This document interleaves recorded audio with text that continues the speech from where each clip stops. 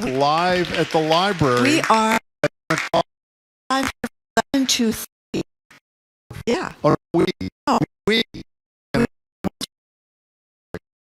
Many hours. Do magic tricks on the show and some Magic other tricks. cockamamie stuff. In any case, Edgar B. Herrick III here on the Curiosity Live at 1 at the library, 2 o'clock, Jared Bowen.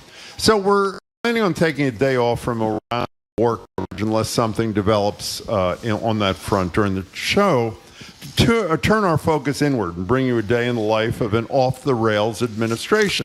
This is something of a Trump derangement syndrome colon segment, but I guess it's hard not to feel deranged when the administration head is deranged. Yesterday, Trump posted on his own social media platform attacking the likes of former MAGA sycophants, Megyn Kelly, Tucker Carlson, Candace Owens, Alex Jones, because they all have criticized the war. He writes that they are low IQ losers and nut jobs. Mind you, these are the words of Trump about the years ago. If you haven't seen the Truth Social post from Trump, it's long enough to Jack Dorsey of Twitter impose character limits. It's endless. And then the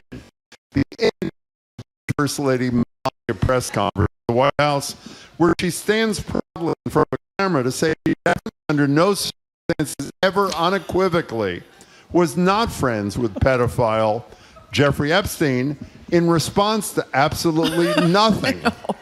Strange timing. So the lines are open at 877-301-8970. So why did Melania bring up the Epstein thing? And after 40 days of Trump talking about the war, we believe, at least in part, in an attempt to get away from Epstein, what's the consequence of that?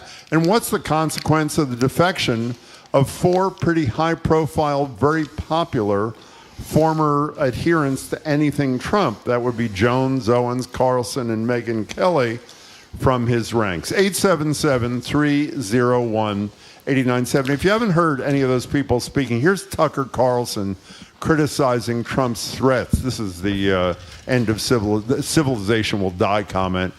Threats against people of Iran. It is vile on every level. It begins with a promise to use the U.S. military, our military, to destroy civilian infrastructure in another country, which is a war crime, a people of the country.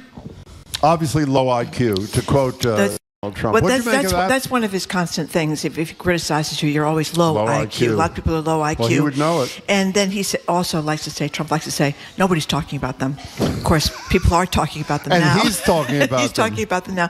But I think the big thing is Melania. No. Before we get there, the Candace Owens thing is great. Yeah. Candace Owens, most famously recently, has accused Macron's wife of being a man. We know that. She's a conspiracy theorist. Right. So what is Trump's response to that when he criticized her the other day? That Macron's wife is a truly beautiful woman, unlike Candace Owens. Much better looking than Candace Owens. Candace Owens is a beautiful woman, actually.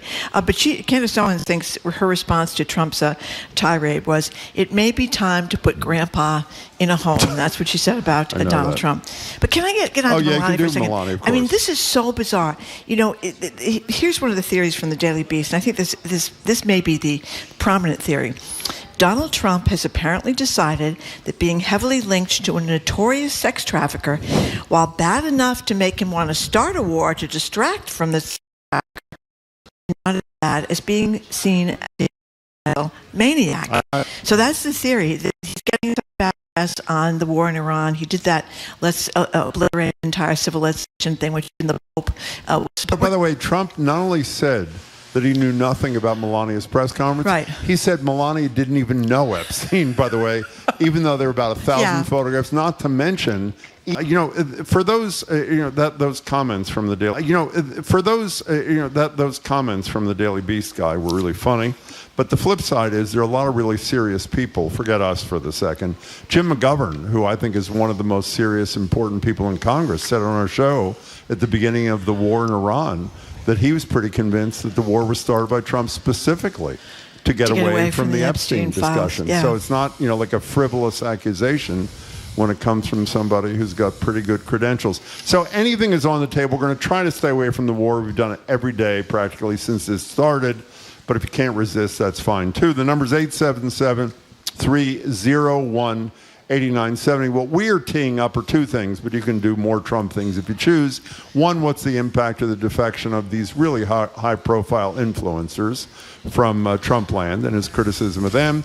And secondly, the Melania Trump thing. You want to speculate about where that comes from, and secondly, whether it puts the whole Epstein thing front and center again. And by the way, that comes hand in hand, Marjorie, which is one of the reasons why I think the timing is so important, with Pam Bondi saying that now that she's no longer the Attorney General, she will not comply with the subpoena to go before Congress. So you have two major Epstein developments within 24 hours. And let's just set the scene. Did you play we didn't play the Melania sound yet, no, did we? Oh, we should have. Oh, yeah. You're right. Here okay. So, and you got to, if you didn't see it, I mean, she walks very forcefully. She's in a gray pantsuit. She's looking gorgeous. She always does. Got the That's really spike relevant. heels on. Is, yeah. She walks down very forcefully to the podium, and with no backdrop to what this is all about. And then she just starts talking. And here is the First Lady on Thursday denying she had ties, significant ties, I should say, to Jeffrey Epstein. The lies linking me with the disgraceful Jeffrey Epstein need to end today. I have never had any knowledge of Epstein's abuse of his victims. I was never involved in any capacity. I was not a participant, was never on Epstein's plane, and never visited his private island. Did you read Barwitz this morning? Andy Barwitz, yeah. our favorite satirist from New Hampshire. Here's what he wrote. Good morning. The lies linking me with the disgraceful Donald J. Trump need to end today. The individuals lying about me are devoid of ethical standards, humility, and respect. I do not object to their ignorance, but rather I reject their mean-spirited attempts to defame my reputation by linking me to the most hated man on the planet. That was the second statement, he says, from Melania Trump. The number is 877-301-8970. Okay, and by the way, we should just say one more thing. One of the things that's been circulating for a long time is the theory that Donald Trump met Melania Trump through Jeffrey Epstein. There were a lot of Eastern European models, and the guy that introduced Melania Trump to Donald Trump is one of the model organizers, or whatever Who you call them. allegedly introduced the two Well, of them. he says. Well, so he says, well, he because says, that's okay, what Melania wants him to say. That's what How he do you said. know? He said that he introduced them at a party. But that's been one of the things that Trump is very sensitive about this, because there may be some truth to that, although there's no evidence that there's any truth to that. You know what Trump's going to say today before the day's over? What? I don't even know Melania Trump. I mean, Melania, who? Okay. Let's start with John and Gardner. Oh, no, John, Susan, you're going to be up in a minute or yes, two. Susan in New Hampshire. Thank Hi you there. for calling. Hi. Hi. I think Melania is playing chess, and I love it. I feel like it's a game of Jenga. She's the one who can force her husband to be exposed. So you think this is directed at him? Because, one of the things we didn't mention, maybe Marjorie mentioned this, part of her statement was that Congress should hear from the survivors, and of course her husband thinks the whole thing is a hoax. So I guess that's what you're talking about? Yes. Yeah. I think, it harkens back to ancient history. Margaret Mitchell saying what she knows, and, back in the Watergate days. I just think it's a fantastic move. Margaret Mitchell was the wife of John Mitchell, who was the Attorney General under Nixon. In those days. Susan, thanks for the call. Thank you. Didn't John Mitchell hit her in a hotel room for a few days? I think remember? that's true, She had to call. By the way, we're told the YouTube stream is down. I don't know what to say. I'm sorry. I assume it'll be back up soon. I hope it is or going to be not. up soon. 877-301-8970. Amelia from Arlington, thank you for calling. Hi, Amelia. Oh, hey guys. Hi. I was just calling because. Oh, sorry, I'm hearing the echo. I saw a video this morning of a great international violinist, Pekka Kuusisto. He's Finnish, and he's just the latest person who said he will not be performing in the United States. Wow. Because he doesn't want, part of his fees from whoever's going to employ him will be paid to the government, and he said that money will go towards killing Americans in the streets or little Iranian schoolgirls in their school, and so no thank you, he's not going to come here. And and he also called on arts organizations here to stand together and find a way to raise our voices. So I found that really inspiring, and I don't know how that becomes a turning point, but it's happening. Well, I People are find it pretty boycotting us. inspiring too, Amelia. I'm glad you shared that with us. We were unfamiliar with it. Thank you for your call. Amy in Brookline wants to know if the Easter Bunny was also present when Melania spoke. You should describe for the few people who missed this the other day. This was unbelievable. There was they have the Easter egg roll at the White House every year, and there's all these kids that come around and look for the Easter eggs. And President Trump was photographed right next to this Easter Bunny that was almost, his ears were as tall as Trump was. The Easter Bunny's there with these wide eyes, and Trump starts in the middle of the kid-filled Easter egg roll, going on and on and on about the war in Iran. It was odd. And are you the one who told me when he actually waded into the crowd with the kids, he started telling the kids they could sell a signature for $25,000? Yeah, then he sits down at a little desk with a bunch of little kids, and he's signing his signatures. Yeah, that's what he tells them. He says you can sign, you can sell my signature for $25,000 plus, Joe Biden, Sleepy Joe Biden, he couldn't write his signature like I can, and he had to use an auto pen. And the kids are just kind of looking at him. They don't know what he's talking about. He's talking about the war. He's talking about auto pens. And they're like a bunch of 6-year-olds just looking for the candy inside the Easter eggs. Can we play a little more sound from one of the defectors, the thoroughly nauseating Alex Jones, talking about the thoroughly nauseating Donald Trump? Here it is. How do we 25th Amendment his ass? That's pretty incredible, by the way. If you couldn't hear it so quickly, how do we 25th Amendment his ass is what he says. We had John Kerry, the former Secretary of State, former presidential candidate, former senator here from Massachusetts, and he talked about the European and the British press talking about Trump like he's a madman. And I think that is what Candace Owens, not that I have any use for her or for Alex Jones, who claimed that the Sandy Hook massacre was a hoax. I mean, he's a horrible guy. Yeah, but at least there were consequences there as opposed to so many things else in this society. He paid a price. Not enough, but he paid a price. Steve in Cambridge, thank you for calling. Hello, Steve. Hey, Jim. How are you, Marjorie? We're good. As a Trump supporter, we love looking at Melania, but we don't want to listen to her too much, But the reason why the Jeffrey Epstein case died is because Congress voted against exposing their own sexual conduct. That's what killed the Epstein, because now they look like hypocrites because they want to expose everybody else, but they don't want to be exposed themselves. Well, by the way, wait. But when you say what killed the Epstein thing, I don't know any decent person who thinks the Epstein thing is killed. They think Trump is trying to kill it, but took it off the news. Well, there's also a war that's been going on for 40 days, Steve. Well, yeah, that didn't help. But yeah, but it was the Congress that's what makes them look like hypocrites. Why don't they expose their own? I have to say, I don't know if Marjorie knows what you're talking about. I don't know either. I mean, are you talking about a specific incident that you know about that we don't? Yes, there was a bill to expose all their sexual conduct, all the money that they paid out for all these different. Jamie or Nicole, can you check on that? I don't know what. Yeah. Steve, we're going to check on this. Neither of us are familiar with that. You may be right. We'll check. We'll report back in a second. Thanks for your call. Yeah, there was non-disclosure. People get upset about non-disclosures. That's what we talked about Diana DiZoglio about. He's talking about something nationally, the non-disclosure thing. He's talking about how Congress often exempts itself from laws that apply to everybody else. I hadn't heard there was any exemption here. About sexual misdeeds? I think that's what he said about that. That's what he said. Okay. 877-301-8970. Now, this is a guy calling from the Boston Public Library. Are you in the room, Aaron, or what? Are you here, or where are you? No, I'm. Oh, hi. I'm actually outside. I'm actually outside the room because otherwise it creates feedback. That's an excellent point. Go ahead. What's up? Anyway, good morning. Hi. You've asked what is the meaning of Tucker Carlson and the others disagreeing with Trump. Yeah. I don't think it has anything to do with their growing a moral spine. They lost that long time ago. What it really reflects is their IQ sensitivity of relevance, and they're preparing for a world after Trump. They've finally gotten the idea that hitching their horse to them or their wagon to them is self-defeating.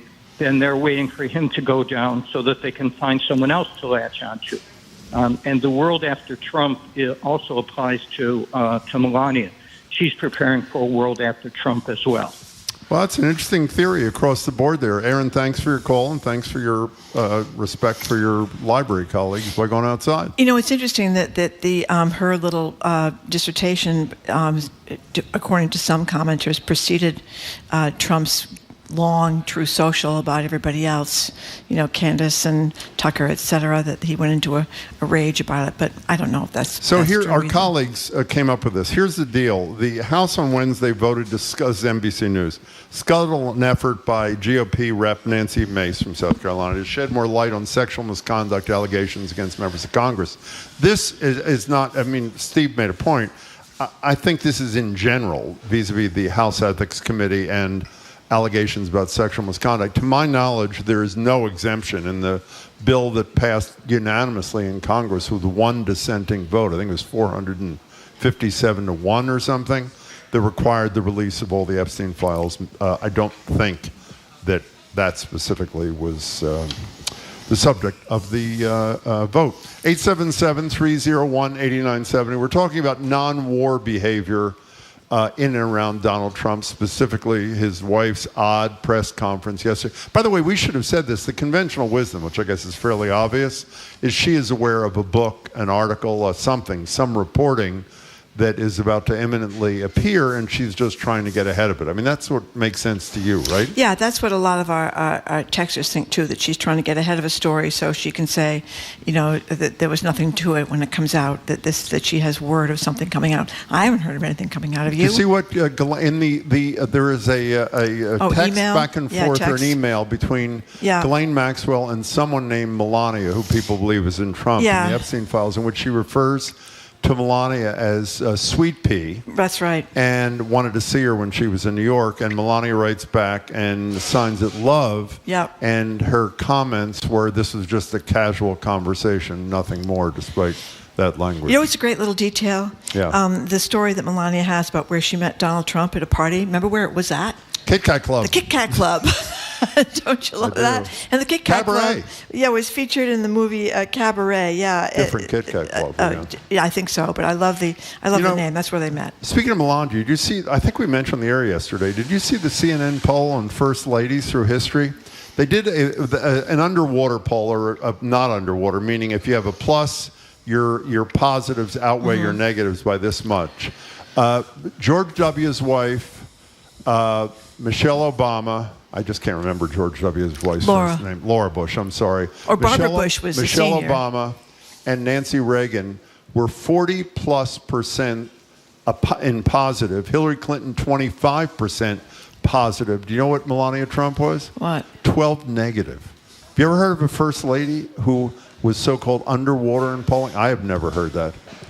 No, well, Hillary Clinton was pretty controversial. She was still a plus 25. It started, I think, with Melania going to the hurricane in Puerto Rico with the I could care less jacket on or whatever she had on. You didn't know what to make of that. Did she mean that she didn't care for the people that were survivors of the hurricane? Or well, the hope was like that first caller that the message was to her husband. But in some interview she did. Oh, no, in the Melania film that I spent 36 minutes watching. I believe in the film. I think in the film she says it had nothing to do with that. But why would you wear a jacket with that when you're going off to help people that were? Well, I've never done that, Marjorie, so I wouldn't know. I mean, I'm a strange person to ask. There must have been some message to it somewhere. To somebody. Correct. Linda from Salem, thank you for calling. Hello, Linda. Can you hear me okay? Yep. Yes, we can.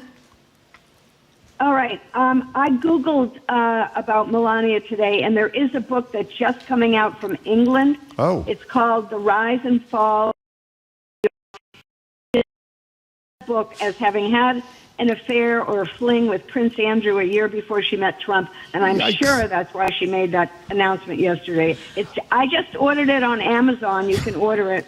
Can you order us a couple of copies, too? So wait a minute. So when we know that the prince was involved with Epstein, which is how he got involved with Virginia Giuffre, that committed suicide.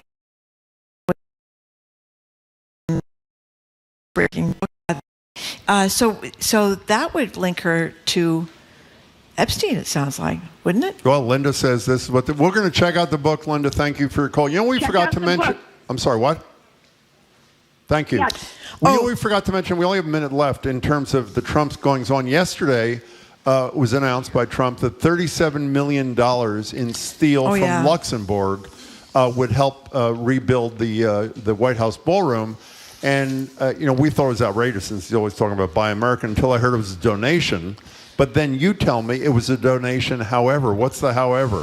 Right after that, the tariffs were adjusted. He cut the tariffs in half, applying to exports of automotive steel from a Canadian plant because this company that gave him $37 million has a steel plant in Canada. So they essentially bought for $37 million, they bought a tariff reduction from the President of the United States. Yeah. Sort By of the way, I was beautiful. at this event last night at Sorenstein Center, and the New York Times got a big award for their reporting on the corruption in the money corruption, the stealing that, as they called it, that the Trump administration has done in his children while they've been in. I think they've enriched themselves by billions.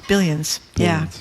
Kind of leaves old Hunter Biden in the dust. Does indeed. Anyway, 877. Oh no, we're all done, so we're not going to talk about this anymore. Okay, we are moving on. Thank you very much for your calls and texts. Sorry we couldn't get to them all. We're just going to have to wait a while to find out what was really going on with Melania Trump. Maybe it is this new book, but who knows? Coming up, we are going to talk with three people intimately involved in the humanitarian aid and the crisis going on in the embargo-strapped country of Cuba. That's next. I'm Marjorie Egan. He's Jim Browdy, listening to BPR and GBH and NPM, live from the Boston Public Library and streaming at youtube.com/GBH News.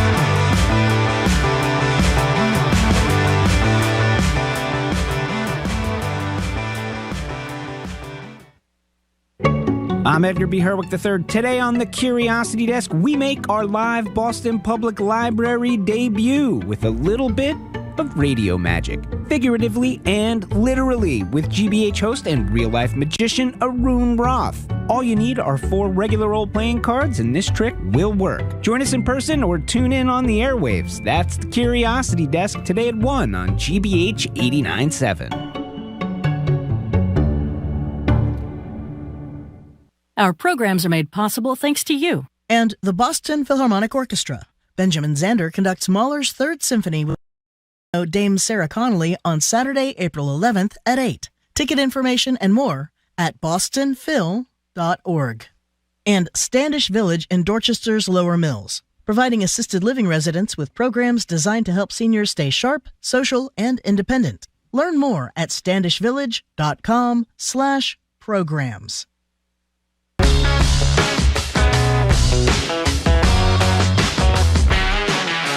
Welcome back to BPR and GBH and NPM. Marjorie Egan, Jim Browdy, live at the library, streaming at youtube.com/GBH News. On Monday, the lead UN official in Lebanon, Imran Reza, will zoom into our show live from Beirut.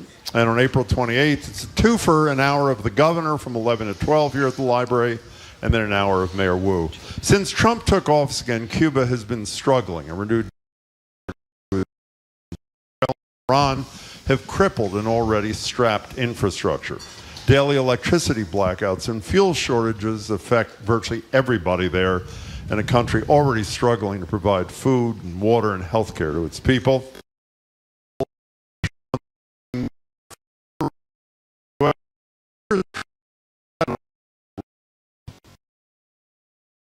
I do believe I'll be having the honor of taking Cuba. That'd be good. That's a big honor. Taking Cuba. Taking Cuba in some form, yeah. Taking Cuba. I mean, I free it, take it. I think I could do anything I want with it. You want to know the truth? Cuba's President Miguel Diaz-Canel told NBC News last night, quote, "We have a free sovereign state. A free state, stepping down is not part of a vocabulary." In a couple of minutes, it's worked out now. We're joined now on Zoom from Havana by Cuban journalist Daniel Montero. He writes for The Belly of the Beast. Joining us at the library desk are 2 local women who travel frequently to the country. Michelle Wojcik is the proprietor of the great Galería Cubana in Provincetown. It's good to Shah. Close enough? Yes, good, thank you. Is owner of Cambridge-based Colibri Travel and Tours, and just returned from a trip to Cuba last month. Thank you all 3 for joining us. We appreciate it. Yeah, thank you very much for being here. So since Daniel he's calling in from Cuba. Oh, sorry. I was going to ask you, Daniel. Jim described a little bit of the tragic situations down there since this embargo has been going on, and what's it like today? Yeah, thank you for having me. Well, I would start by saying that as tragic as the situation is right now, it's sadly not new. We've been struggling for quite a few years now, as U.S. sanctions have increased, especially since 2019, with the first Trump administration, then with Biden, and of course now it's getting worse. But what I'm trying to say is that the issues that are currently worse now have been happening for quite some time. However, every single issue that we had been dealing with has been made significantly worse by this latest oil blockade from the Trump administration. What this has meant for the island is that we are seriously struggling for the basics now. The country feels like it's coming to a halt. Public transport is all but gone. Universities are closed. Doctors are struggling to get to work. The hospitals would be the place where you can really see how bad things are because they're understaffed.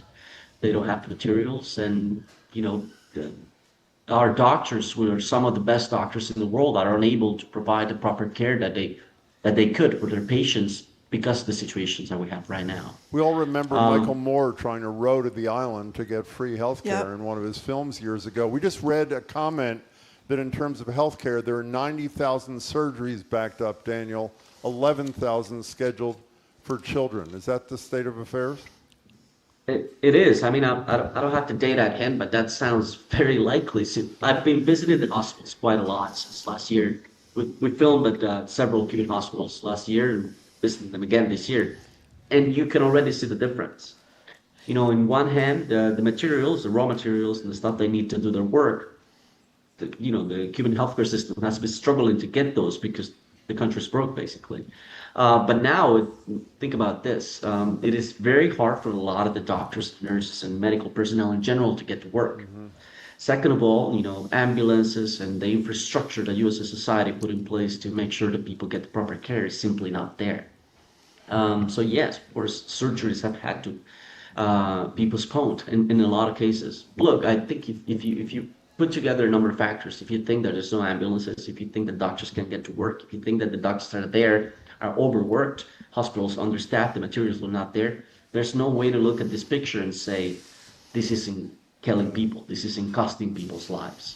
Sylvia, when you were there, $50 a gallon for gasoline, how long ago was that? No, that was $40 a gallon. $40. That was 2 weeks ago on the black market, because right now streets of Havana are completely empty. So for us to continue with our tours, to continue with our non-profit, because right now our work turns more into Corazon Cuba, that is a non-profit helping the most vulnerable people there. We were paying $40 a gallon on the black market. Michelle, can you explain to me or to our listeners why our President Trump has taken this stance with this embargo? What's the purpose? He probably wants to turn Cuba back into the glory days of the hotels and casinos in pre-revolutionary Cuba. I would like to tell him that, in a diplomatic way, we all want the same things, which are some economic reforms in Cuba. I mean, the Cuban people are tired. They're exhausted with this. What I'm concerned with now is the frustration of this oil blockade and what it's doing to them, and whether that creates a rallying around the flag effect in Cuba. But Cuba does need change, and they're under the most strict economic sanctions that have ever existed. This is a crisis situation, and many people are fearing that, they will collapse. Daniel, I know that no people are a monolith, but the more I read about Cuba, and it seems to me that some sort of excursion, to quote Trump, is likely because Cuba would be a much easier mark than Iran, so he can have another Venezuela on his hands. Which government do the people of Cuba support? Do they want to see Trump and Rubio, quote, take over and exact change, or are they supporting their own government despite its failings? I think most people, well, number one, let's divide that. I don't think that that it would be a popular opinion amongst Cubans to think of any outside government taking over. We are a sovereign country. We've been for more than a century. We're proud people. I'm sure you can find someone that would argue for that. I've met them myself, but that would not be a popular opinion amongst Cuba. Now, that does not necessarily mean that the people then support the Cuban government. You have to understand that with the conditions as serious as they are, when you have issues, you look to your government to resolve them. If that government cannot resolve them, then obviously the popularity of the Cuban government, I would say, it's at an all-time low. I think that when your politics, when your necessities are as pressing as they are right now for the majority of Cubans, getting the basics, your politics are, I just need solutions. I think Cubans are more concerned with day-to-day issues to be having this large debate on, what tomorrow looks like. Well, But I believe you called it regime change through starvation, Daniel. Yep.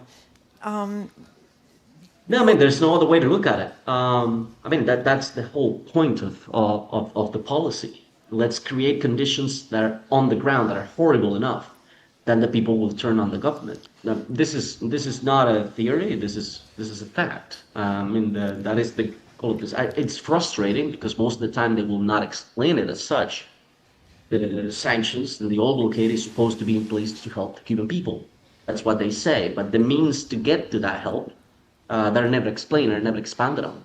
So basically, Michelle, what the Trump administration is doing is helping the Cuban people by starving them into taking arms against the government.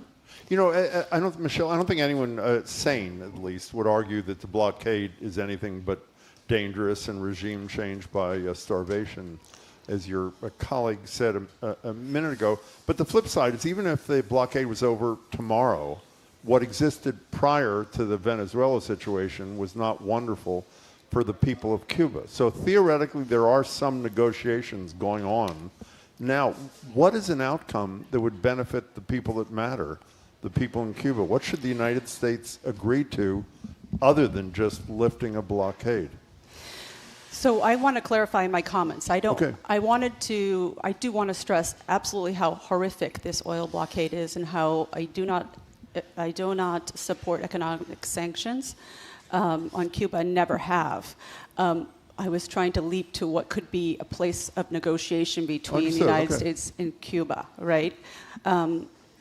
True, things were not working. I respect, I would hope for, economic reforms that empower people more, give them more freedoms. There are a lot of sectors of the Cuban economy that are privatized, but with regulations, a lot of regulations, and it's hard for people to be successful and move forward. So that would look like, let's see, I might have Sylvia, and I talked about this a little bit, who's there on a day-to-day basis. Add on to that and tell us about the Russian tankers, if that's going to matter. So yes, it helps tremendously because it helps Cuba have oil and maybe a little bit more electricity in crucial areas like hospitals. We're discussing these sanctions, but to see these sanctions, to see people like my friends who cannot get medical care and worry about living until next month or something. So this tanker is appreciated, and Turkey apparently sent some offshore charging stations. So all that help. For me, what is missing in all the discussions is plan. What is U.S. plan for the change? Mm-hmm. Do we have politicians who are ready to do something? What happened maybe in Eastern Europe? I was born in Poland, and there was a round table of negotiation between old politicians and new politicians. And for me, the crucial word is not taking over Cuba, but saying, I have a plan how to talk to Cuban government to implement. But the problem is reforms. almost never a plan with this administration. It's conquest, which leads to, as we've seen recently, just further chaos. No, You know, Sylvia, Michelle, yeah. I was just going to say quickly, I remember not that long ago that people who left Cuba years ago when the revolution happened came to the United States. Some people in Boston, they were so excited during the Obama administration when things opened up. They were going back to see where their families and, you know, I'm just learning about Cuba now. I'm embarrassed to say I don't know very much about it. Just the little bit I've read, anticipating your coming here. But there was that anticipation of a massive tourism industry. Yes, massive tourism industry, and massive opportunity for businesses. Some of my young friends that were kids of Cuban immigrants, they were coming back to Cuba to open accounting services. That was tremendous hope. But Obama came with a carrot, and Trump is coming with gigantic stick. Not a stick, basically, it's a form of genocide right now, what's going on in Cuba. That's not the way to change regime. That's not the way to take care of Cuban people. Daniel Montero from Havana, we know that we talked to Jim McGovern, the congressman from Worcester, fairly regularly. He has been a supporter of a free, healthy society in Cuba forever. Congressman Jayapal just came back. What should people in the United States who support these rights and decent standards for people, what should they be doing to help get us from here to there? Look, I think the most important message, and even commenting on what the last question was and what they are talking about, I think my message is always this: it is not up to the United States to solve Cuba's problems. The United States should not be the world's police, and historically, when they have tried to do it, it has never been for the interests of the country that they're supposedly trying to help. It's always for the economic interests of the United States. So whenever, whether it's Trump right now or whoever other president that has been before that is trying to help the Cuban people, anyone that knows history understands that this is not the case. So my message would be, whatever problems we have inside of Cuba are for Cubans to resolve. Okay? Whatever grievances we have with our government are for us to resolve with them. But they haven't been able to on their own. Is the feeling that if we just got out of it and ended any kind of blockade, that they then have greater ability to fix problems with their own government? Is that where you're going? Well, of course. I would argue that U.S. pressure even hinders our capability to hold our government accountable. That would be my point. Why? Because, look, it worsens all of the conditions on the ground. Like even like this, look, I usually don't like to talk to a U.S. audience about, the issues that we have internally. And I'll tell you why. Because if I start talking about human rights issues, if I start talking about economic mismanagement, the average American listens to this stuff and says, well, maybe there's something to this embargo. Well, there isn't. Because the embargo actually makes everything else, every other issue that we have internally, worse. Yeah. So like I would argue that, the current strategy and the overall strategy of the United States for the past 60 plus years has hindered our capability to hold our own government accountable. And I would also argue this: even if the Cuban government was everything that everyone out there says they are, it would still not be any of the United States issue. So we only have 30 seconds, Michelle. I just want to remind everyone that it is written in the sanctions against Cuba to not let the people have food and medicine. I mean, that's an objective of the embargo. That's really important to remember. And the basic sole humanitarian crisis on the hand is happening on the local level. And we can't think of that in the big term. We have to think of their daily lives being impacted in a really terrible way. Thank you for that. Appreciate it. Thank you, all three of you. Appreciate it. Thank you very much for coming in. We've been speaking with Cuban journalist Daniel Montero from Cuba. He writes for The Belly of the Beast. Michelle Wojcik is proprietor of Galería Cubana in Providence, Rhode Island. And Sylvia Rozwadowska-Shah is owner of Colibri Travel and Tours. Thank you very much for coming in. Coming up, we're going to hear from the Handel and Haydn Society for Live Music Friday. I'm Marjorie Egan. He's Jim Browder. You're listening to BPR, GBH, and NEPM live from the Boston Public Library.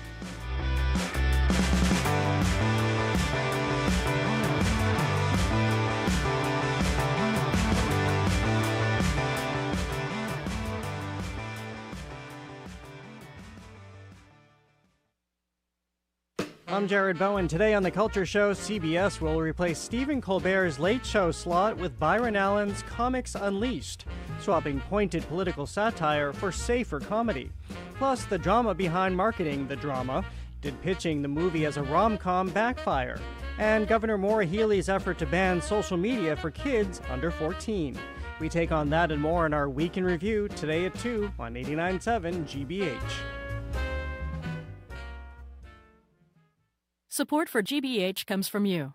And Mass General Brigham. In heart surgery, expertise matters. Mass General Brigham Heart and Vascular Institute performs thousands of surgeries each year and is committed to research and innovation. massgeneralbrigham.org/heart.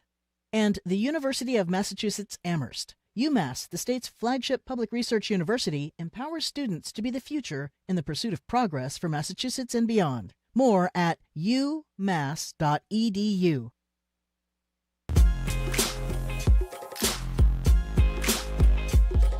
Welcome back to BPR and GBH and NEPM. Marjorie Egan, Jim Browdy, live at the library, streaming youtube.com/GBH News. Again, Monday we will speak to the lead UN official in Lebanon. He will zoom in directly live from Beirut. And Tuesday the 28th of April, the governor for the first hour of the show here, the mayor, as in Mayor Wu, for the second hour. Time for Live Music Friday, ahead of a performance tonight and Sunday at Symphony Hall. The Handel Haydn Society Orchestra will perform Handel's Water Music, selection of music that had its premiere on the River Thames in the 1700s. It's a great story. Tickets and information about their upcoming performances are available at handelandhaydn.org. On the harpsichord is Handel and Haydn music director Jonathan Cohen. We'll speak with him shortly. He'll introduce his colleagues, but first, let's hear from them. Welcome to you all. We're thrilled to have you.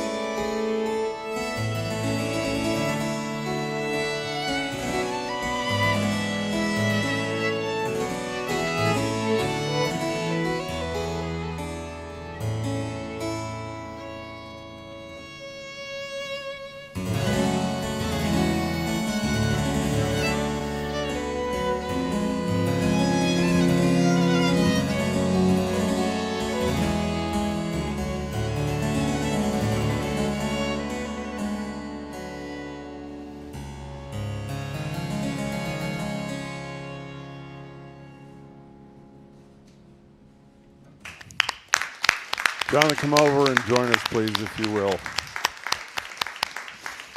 Want to give ticket information again while Jonathan's walking over, Marjorie? Tickets information about their upcoming performance at Symphony Hall are available at handelandhaydn.org. handelandhaydn.org. They're going to be at Symphony Hall on Sunday, and they're going to be later on. We're going to talk about this. Tonight? And tonight. Tonight at 7:30. And also you're going to be at Carnegie Hall. When is that? That's true. That's coming up in May. And coming up in May, which is fantastic. Yeah. So introduce your players, please. Yes, we had Christina De Martensen there as our associate concertmaster, and Eliana Estrada playing violin, and Sarah Gandour on cello, our Stone Fellows this year. Thank you. Okay. Yeah. And tell us about, before we get into Handel and Haydn, tell us about the harpsichord. We watched a harpsichord tuner who worked for about an hour and a half to tune that thing. Right. And I wonder if that's because of the transportation or if that's what it takes every day, because it looks like it might be an older instrument. Yes. I mean, these things are very subject to the environment and the humidity, of course. But essentially, the harpsichord is like, I suppose it's like an old sort of piano, really, except the big difference is that when you press a key, it plucks the string rather than hits it with a hammer. So I suppose it was a sort of forefather of the piano, a kind of guitar with keys on its side. And all beautifully painted inside. Well, yes, they've got some beautiful decorations on it, haven't they? It's a real work of art, actually. How old is itself. Well, that's actually quite a new instrument. Oh, so it's a fake-looking old harpsichord, okay. Yeah, exactly, but yeah. So speaking of how long, you've been there 3 years as music director. That's what correct. is it, 208 years before you? Is that what it was? 1815. 1815. Yes, that's right. That's a little, 211 years, I was right. Exactly. Tell people, for those who aren't familiar, tell us about it. Tell us about the society. Yes, H&H was set up in 1815, essentially as a choral foundation to start off with. But nowadays we play the old instruments and we play the music of the Baroque and classical periods, and we have a season where we play in Symphony Hall and in Jordan Hall.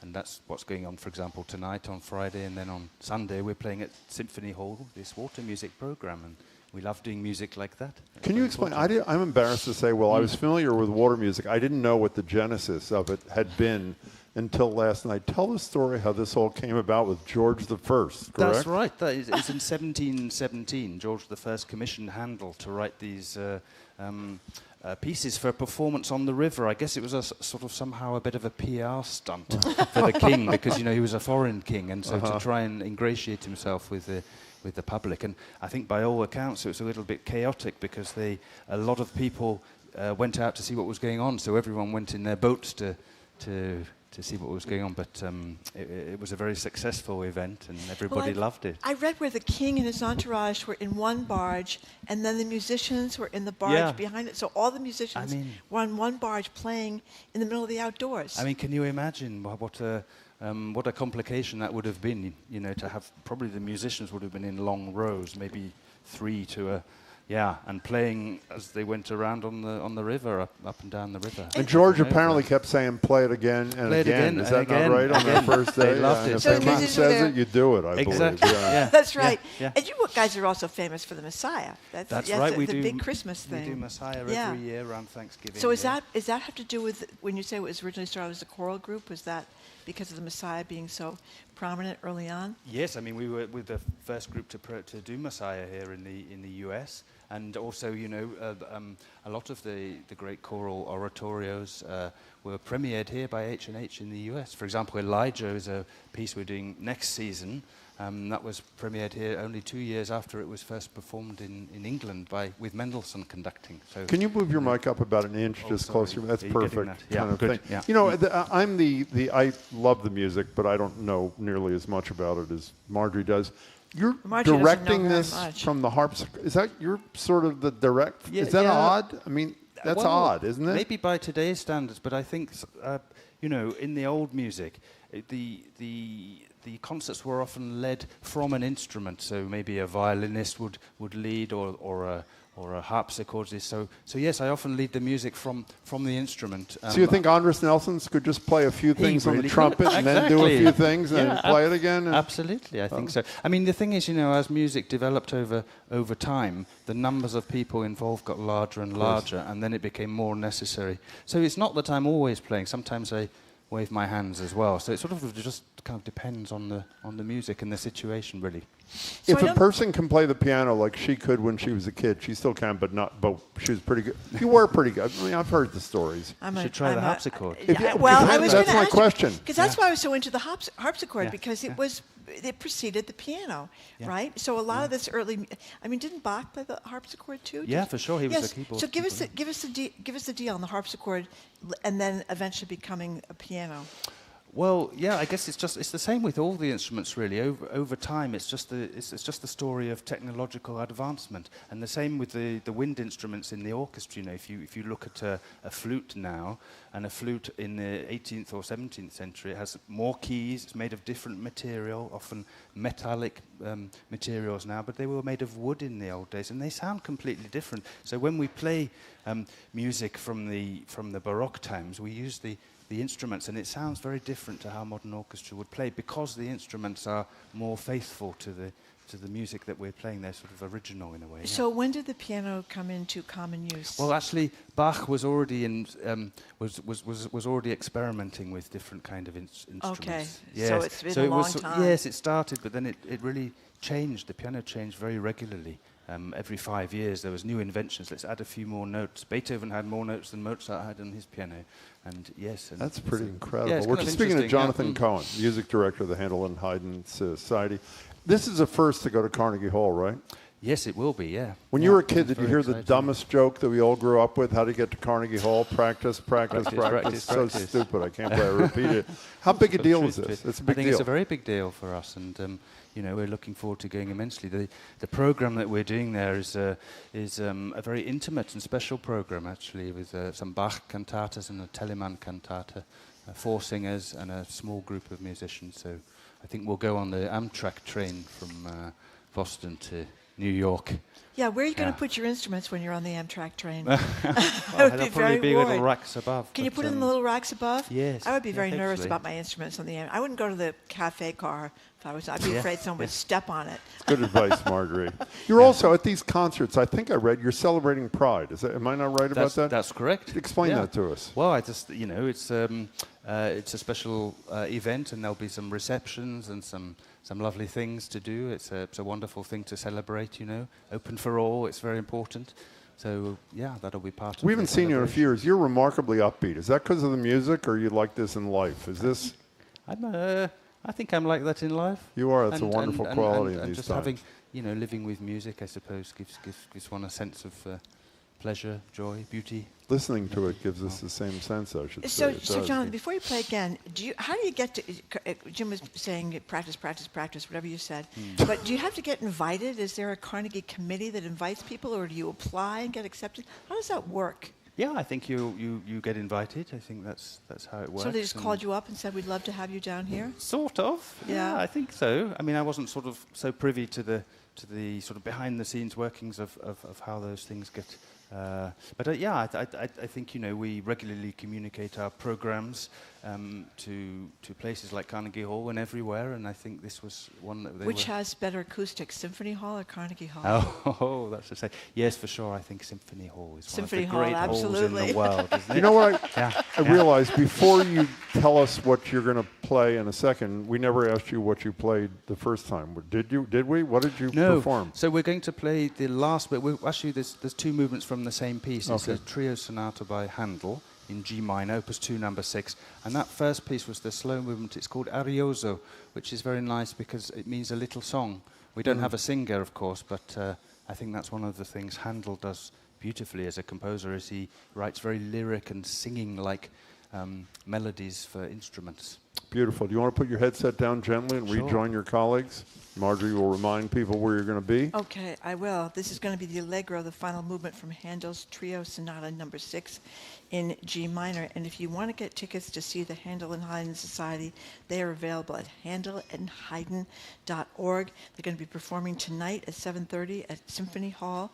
And again on Sunday. I have to look at the next page with the information on Sunday. Yes, and then not to Carnegie Hall until May. No, 14th. May 14th. No, it's the 14th, right? It's on the website. We have no idea what we're talking about, Okay. but the website speaks truth. Before we say goodbye to them, we're going to get those dates right orally. Our apologies to that. Welcome back, the four of you. Can't wait to hear you again.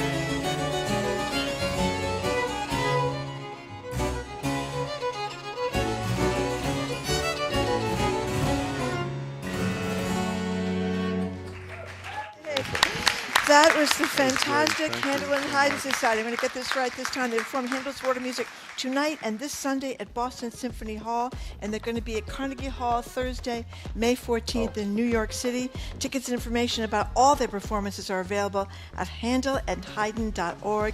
That's handelandhaydn.org. Thank you so much for coming in. We say goodbye to those of you listening on NPR. Make sure to tune into the fabulous 413 at 3 this afternoon. The show continues here in Boston. Coming up after this quick break, NPR's Pentagon reporter Tom Bowman is going to join us for media analysis. This is a BPR on GBH and NPM live from the Boston Public Library.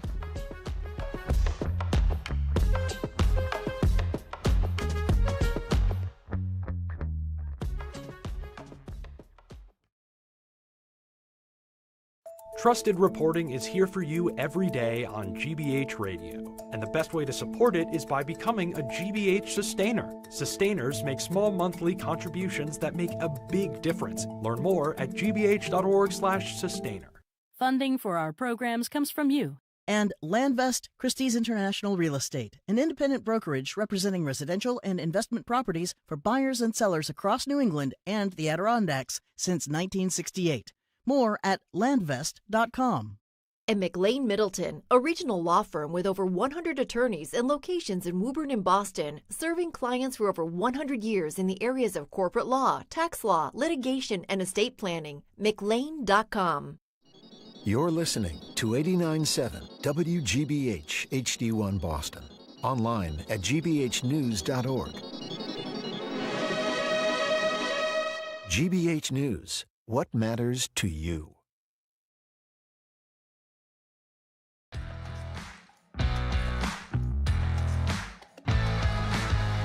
Welcome to hour number 2 of Boston Public Radio. Jim Brady and Marjorie Egan. We are live from the Boston Public Library and streaming at youtube.com/GBH News. Thank you.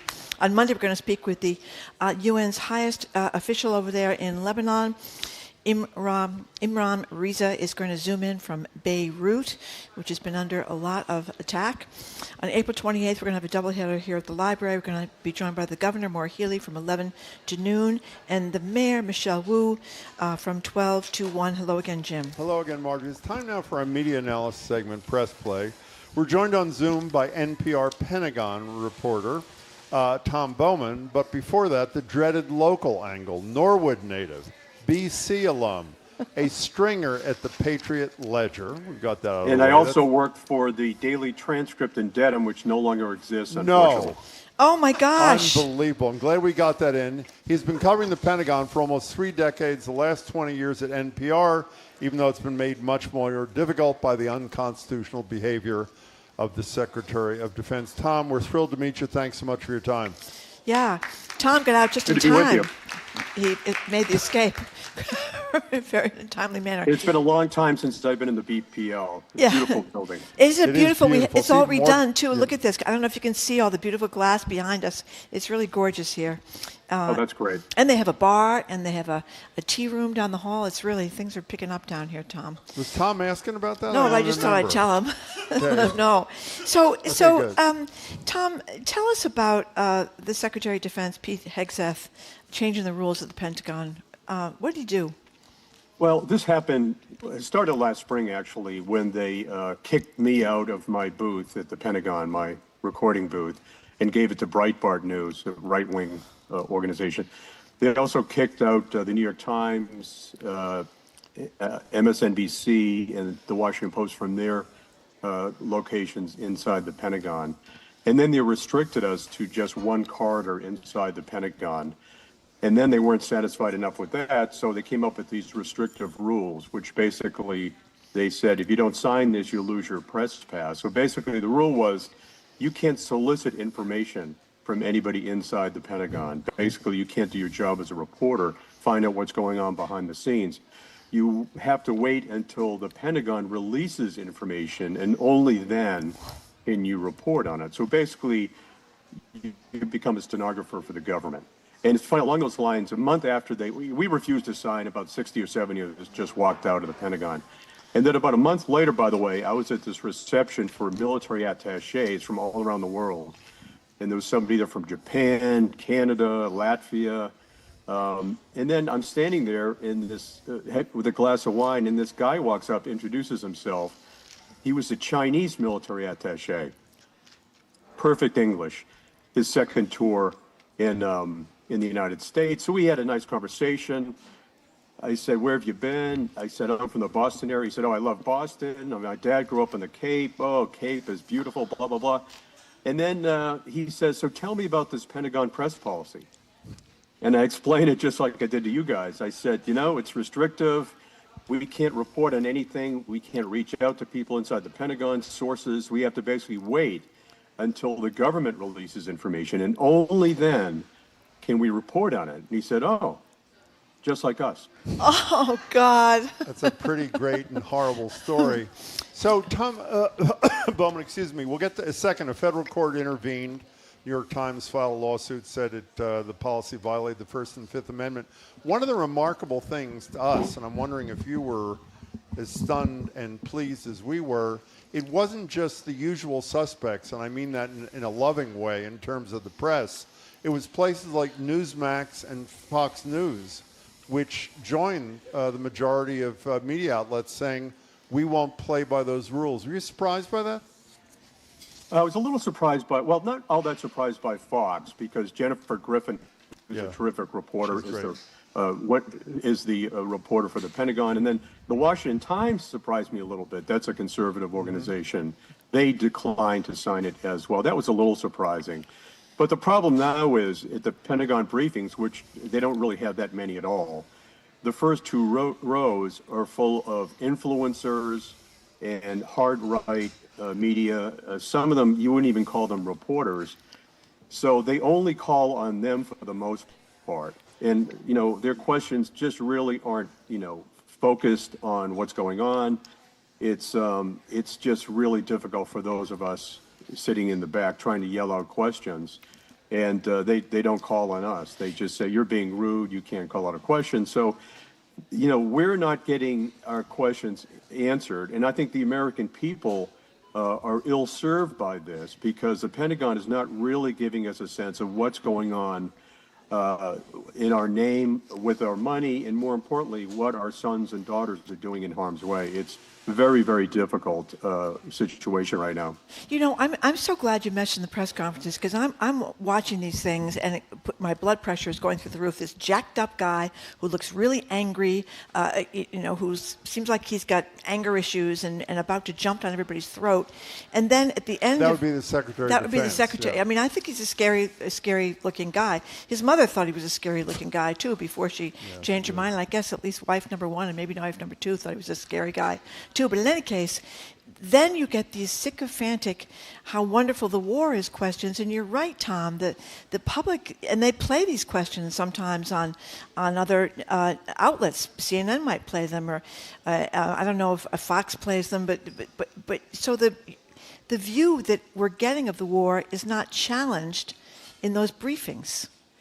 No, it's really frustrating. And I understand the whole blood pressure thing, because I don't even go to them. Yeah. Because some of my colleagues do. But why am I going to get up at 6 in the morning? You have to be there by 7, and they escort you in, and then you're sitting in the back. They're not calling on you. You're listening to these oftentimes insipid questions being asked, and it's like, why am I going at all? And what's really troubling now, in the past, you would have more press briefings, number one, and number two is a lot of times you would have background briefings on what's going on. You know, a Pentagon official or someone else would basically give you a sense of what's going on. It could be in the Pacific, it could be the Middle East, it could be Europe. You might have a general or an admiral come in, no names, but really a good conversation and context about military operations all around the world. That has completely come to a close, unfortunately.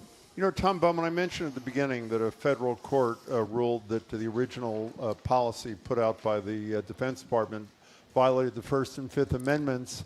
And after that order came down, the New York Times went back to that judge and said they really haven't fixed the problem. They've just rearranged the unconstitutional chairs on the proverbial thing, and said that they were still violative of the order. That was just, I think, in the last 24 hours. Do you have any idea what the consequences that going to be, or are they just going to keep dancing here?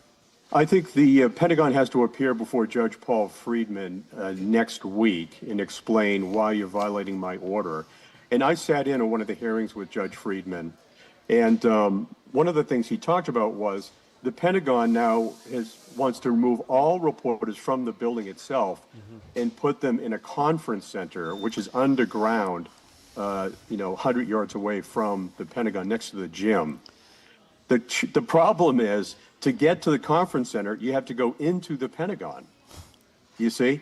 So the judge basically said it's kind of a catch-22. He also said it's Kafkaesque. So we'll see what the judge has to say next week. But the Pentagon has been quite clear. They're going to appeal and just try to, keep us shackled or keep us out of the building. And also, if we were in the conference center, which they haven't set up yet, by the way, we would still need an escort to go into the building just to talk to a public affairs officer.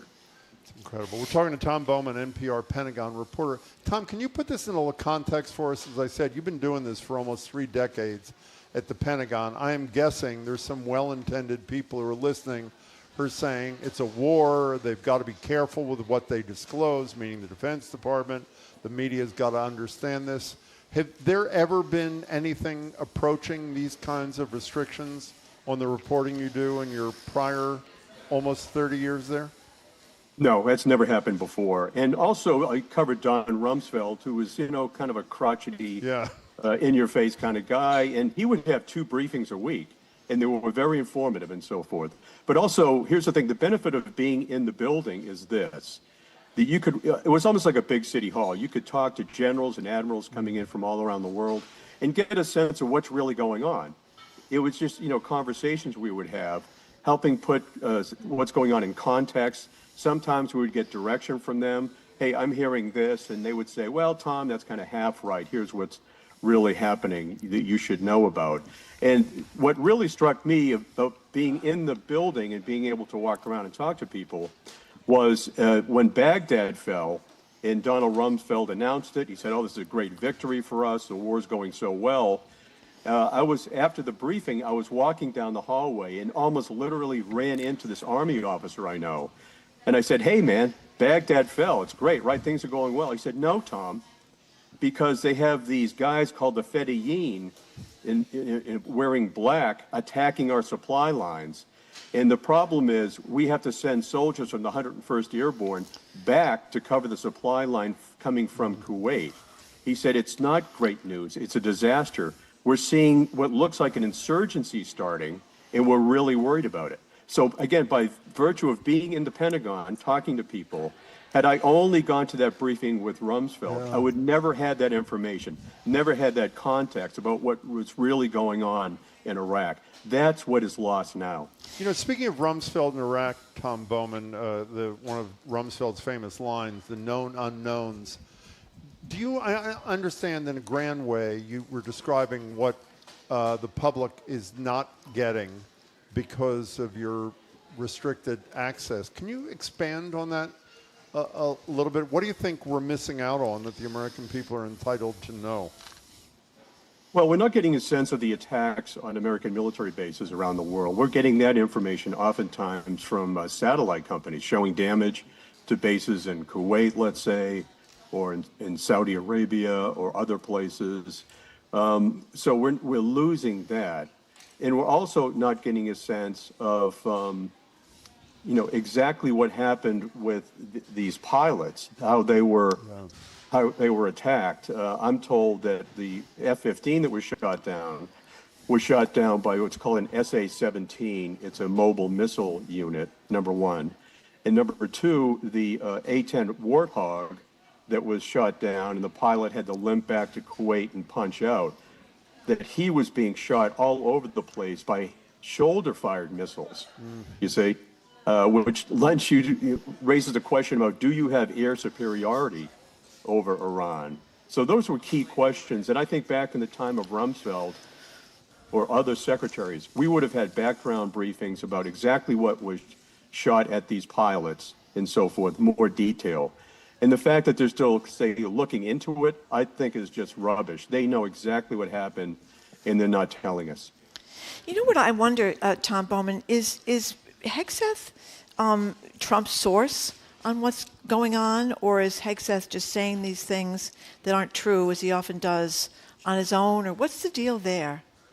You know, I've been told behind the scenes that President Trump really listens to two people, Admiral Brad Cooper, who is in charge of Central Command, which oversees military operations in the Middle East, and also General Dan Kane, Chairman of the Joint Chiefs of Staff. He leans heavily on them, I think less so with Secretary Hegseth, because he really has no experience. If you look back in history, and I did, I looked back in the biographies of every Secretary of Defense, every Secretary of War, going back to George Washington, who, of course, his Secretary of War was Henry Knox, a Boston bookseller, who was famous for dragging the cannon from Saratoga to Dorchester Heights to kick the British out of Boston. So he has less experience than anyone in history. So clearly, I think most adults would say, I'm going to listen to General Kane and Admiral Cooper because, someone like a Hegseth just doesn't have the experience that, let's say, one of the better secretaries of defense was Bob Gates, who worked at the CIA, had a lot of experience in the government, that he clearly was a serious adult. I just don't see that now. Well, not to focus too much, but why not, on Pete Hegseth? I'm rather obsessed. I was reading in New York Magazine how he's got a Jerusalem cross in honor of the Crusades, which was to go after Muslims, on his neck, I guess. Well, this is a holy war, according to him. He's got he's got God wills it on his bicep, on his forearm, a sword, and the word Jesus, Yeshua, which is another word for Jesus, in Hebrew letters. I've also learned on the media that he holds these prayer meetings, Hegseth does, and I guess members of the military, I don't know what rank, come to these meetings, and he cuts and pastes the most violent sections of the Old Testament, talking about being ready for battle and death and destruction raining from the sky. And I just wonder, are people influenced by that, or do we know if they go to these things or what? Yeah, a number of people, I think hundreds of people go to these things. And we've never had that at the Pentagon before. Of course, on Capitol Hill, They do have prayer breakfasts every once in a while, maybe every week and so forth. But we've never seen anything like this. And you're right, some of the language he's using about, war and the Old Testament and so forth are troubling some, particularly the Pope, who has basically raised questions about, Jesus was not, you do not invoke Jesus' name to go to war. So, I mean, I think, some people and clearly Catholic leaders are quite troubled by what they see and hear. So, Tom Bowman, is it permissible to take an unflattering photograph of Pete Hegseth now, or still is that not permitted? No, that is barred. That's why they tossed out the AP photographers. And I'm not sure if you guys know it, that Hegseth put in a beauty parlor in the Pentagon, in the old green room.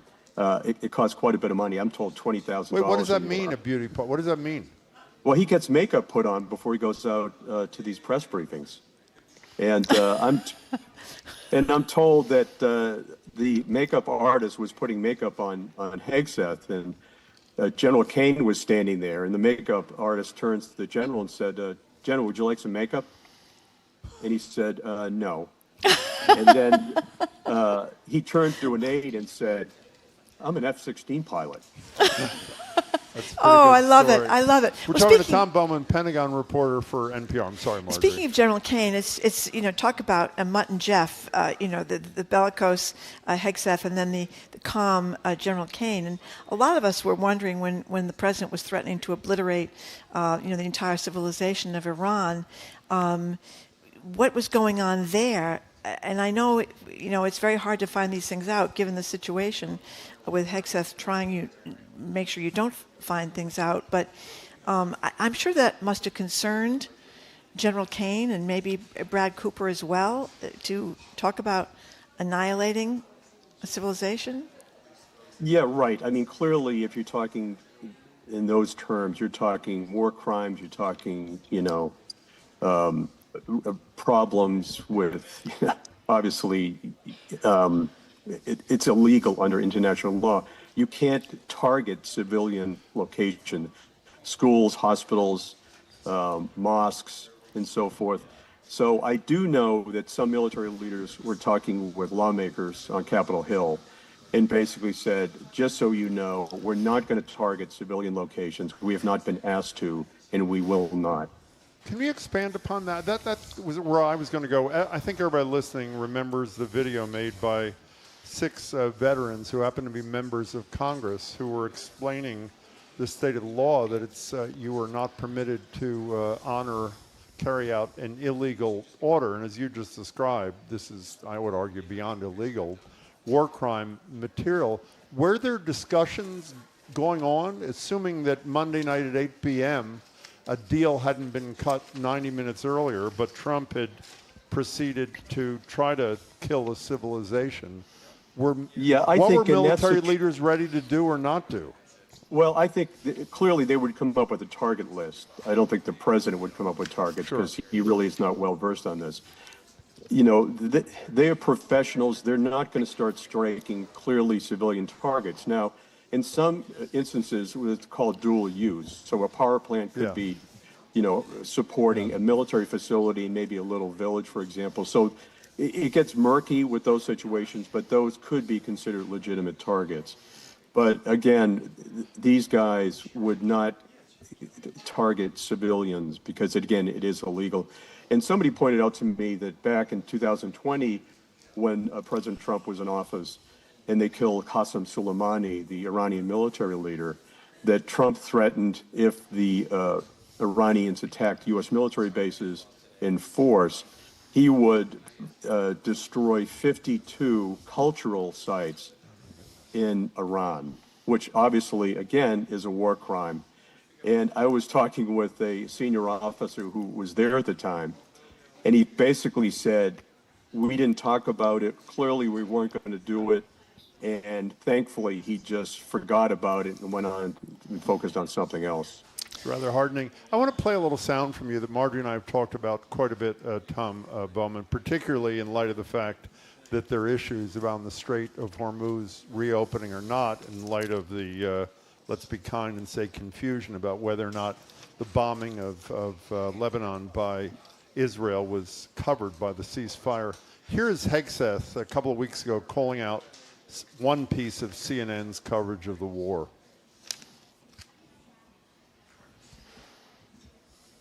Or not. What he said was, more fake news from CNN report. Here it is. More fake news from CNN reports that the Trump... This is driving me out of my mind. Reports that the Trump administration underestimated the Iran war's impact on the Strait of Hormuz. Patently ridiculous, of course. For decades, Iran has threatened shipping in the Strait of Hormuz. This is always what they do, hold the strait hostage. CNN doesn't think we thought of that. It's a fundamentally unserious report. The sooner David Ellison takes over that network, the better.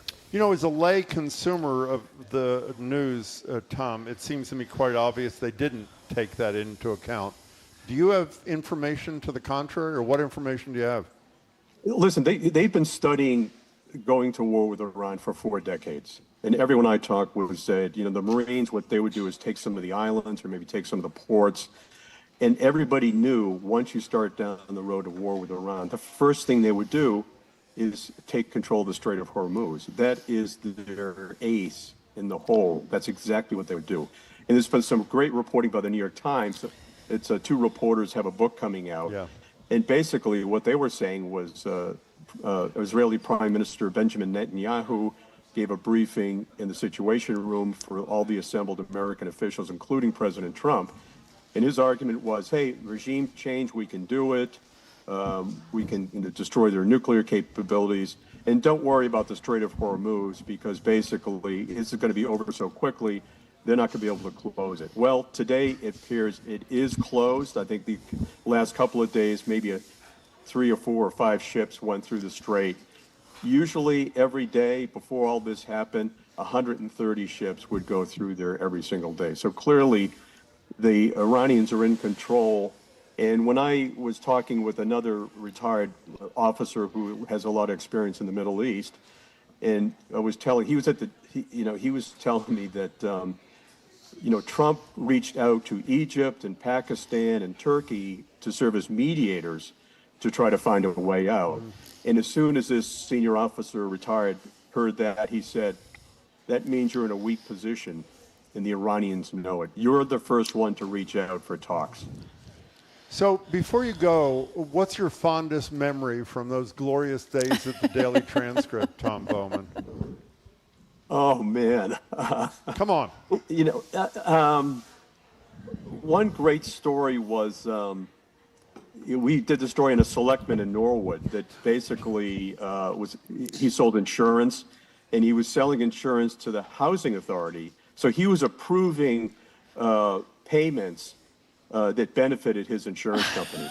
Nothing's That's changed a good one. in Massachusetts. That's a good one. Perfect. I was a young reporter, and I got hold of the story, and we did the story. We nailed it. It was a hell of an investigative piece for a young reporter. And then I went up to the selectman after the story ran, and he was a real character, and I really he was kind of roguish. But I went up to him and I said, what do you think about the story we just had in the front page banner headline in the Daily Transcript, right? And he looks at me, he said, I haven't read it, and walked away. A Trump-like line Trump early doesn't know on. Epstein That's either. right. Hey, Tom Bowman, despite the restrictions, your reporting has been great, and we're really thrilled to have you today. Thanks so much for your time. Okay, next time I'll be at the BPL. We'll do it live. Absolutely, that'd be great. Thank you very much, anytime. Tom Bowman, Thank you, Tom. and thank you for your great reporting, and thank you for your time. Take care now. We have been speaking with NPR Pentagon reporter and a local star made good for our media analysis segment Press Play, and we thank Tom Bowman again for his time. Coming up after this quick break, we're going to open the lines to get your thoughts on the best way to end a conversation with someone you really don't want to talk to. You just walk away. What if you're a NASA astronaut stuck in space on the line with President Trump and you have nothing to say to him? How do you get out of a conversation you want to end? Jim is an expert at this. I am, actually. We're next, or that's next. I'm Marjorie Egan, Houston Browdy. This is BPR 89.7 GBH Live from the Boston Public Library and streaming at youtube.com/GBH News.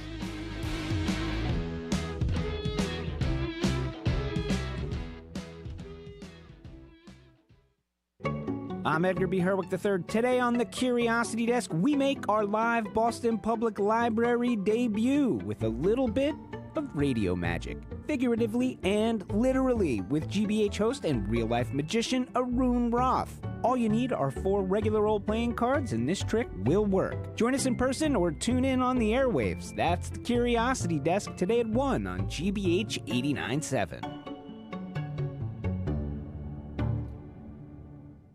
Support for our programs comes from you. And PNC Bank, who believes when you pay attention to the details, amazing things can happen. Like when you check the pockets of a jacket you haven't worn since last fall and find $20.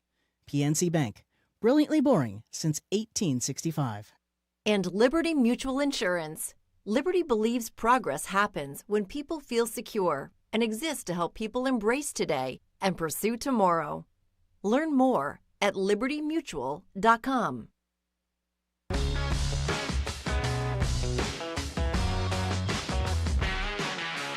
Welcome back to BPR 89.7 GBH. Marjorie and Jim Browdy live at the library, streaming at youtube.com/GBH News. Monday, as we've said, the top UN official in Lebanon, Imran Reza, will zoom in live from Beirut to tell us what's going on there. I think most people know 20% of the population has been displaced, 1 million people by the bombing by Israel, which continues. April 28th at the library. It's a twofer on BPR. The governor will be with us at the library 11 to 12, the mayor from 12 to 1. And we should say some programming notes about today.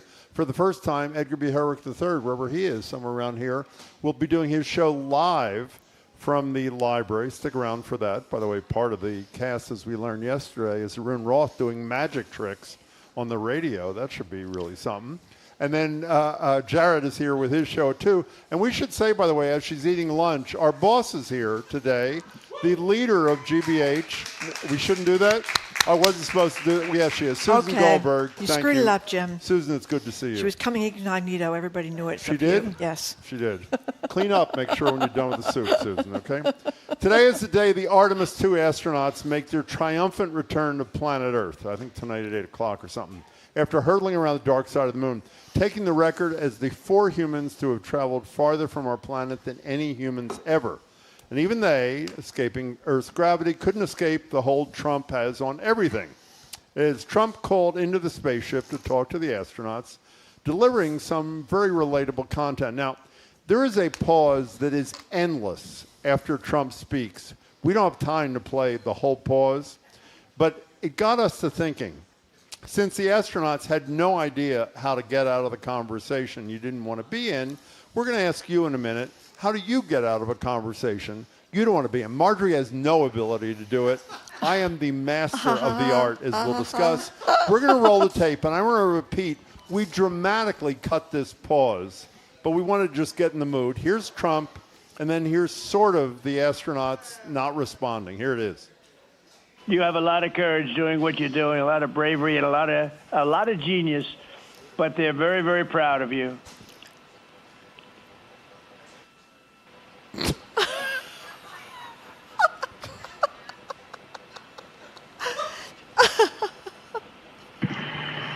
Administrator Alex, I'm going to just get a quick comm check, make sure you guys are still on the line and we didn't have a handover. I am. Yes, I am. By the way, that was nothing compared. The show would have been over if we had played the whole thing. Now, they're Marjorie, just standing there with a microphone floating around in outer space. Yeah, it was next, great. Marjorie would probably be like those astronauts, just floating there in outer space, smiling. I, on the other hand, I think you all know how I might handle a phone call like that. The number is 877-301-8970. We want to bring this back to Earth, a practical thing, sort of a PSA for us. How do you get out of a conversation that has sort of run, I guess for lack of a better expression, run its course? 877-301-8970. Why don't you start with how not to get out of a conversation, Marjorie? Well, you know, a lot of these things say that you're supposed to end a conversation when you're trying to leave somebody. Say things like, it was great catching up with you. I'll get back to you later. Or I'll let you get back to it. I'll let you get back to it. Or, it was nice chatting with you. Excuse me. What? You ever done that? I'm going to start doing it right today after these instructions. But the problem Marjorie had a 7-hour conversation with a listener at the library the other day. I she'd did not. still be there if they hadn't closed. Not. But the thing is, the advice that they keep saying, I'll let you get back to it. I know you have a lot on your plate. I'll let you get back to it. Well, suppose the person says, offensive. no, I don't. I don't have horrible. anything on my plate. Let's chat some more. Then you're really kind of stuck. And they say this is much more of a problem, Jim, you wouldn't know about this, with women.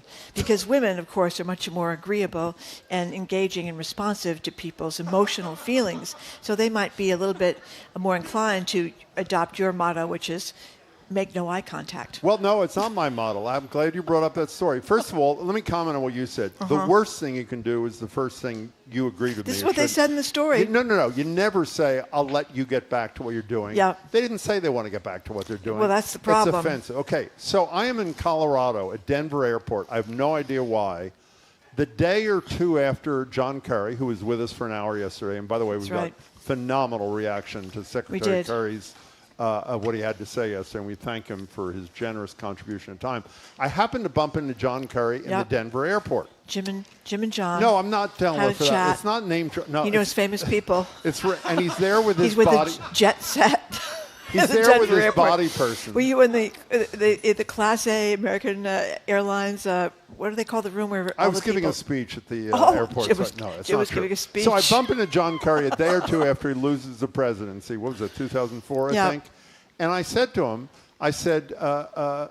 Senator, how do you get through an airport ever without talking to 1 million people? I know. And he turned to me and he said, never make eye contact. And that is the key. If you don't make eye contact, you're fine. Once you've engaged via eye contact, you're trapped. There's almost no way out of an endless conversation. May I just add one thing there? You may. John Kerry. Thank you very much. John Derek Kerry is the only person who agrees with me. What? Ran for president of the United States. He almost won. People all over the United States would recognize John Kerry. Yeah. I didn't realize you had such a difficult problem. Oh, that's so funny. The Denver airport. No, actually, I was. It's funny you say that. I got to be honest. Okay. I'm in Denver airport. I have one of those sandwich signs on saying, "Do you know who I am?" And sadly, not a one. Not a one. I wore that at Logan too. You know how many people? None. 877-301-8970. Before we start taking your calls, by the way, in this wonderful story, what was the publication that those wonderful tips? Whatever it was, we'll find it in a second. They say the critical way to get out of a conversation is the sandwich and thank way out. Do you want to describe what that is? Yeah. The sandwich is SAT, as they call it. SAT. You're supposed to sandwich your exit line between a compliment and a thank you. For example, you say, it's been such a pleasure chatting with you. That's the compliment. And then you say something like, I'm so glad we met. I need to check with my friend. They say that you shouldn't say but. You say and. Yeah. I'm so glad we met, and I need to check with my friend. That's the and. And the last part is the thank. I'm so glad we met. I need to check with my friend. Thanks for the book recommendations. Have a great evening. That's supposed to be the classic escape thing. I don't know if I believe any of these things. Have you ever gotten out of a conversation that you wanted to end? Yes, I have. Name one. I'm sure I have. Okay. 877-301-8970 is the number. Let's start with Renee from Pepperell. Thank you for calling, Renee. Hello, Renee. Yeah, hi. Hi. So, Jim, I have, the person who wants to avoid by averting your eyes, don't you really think that the person knows you're avoiding them and then you look like an a-hole?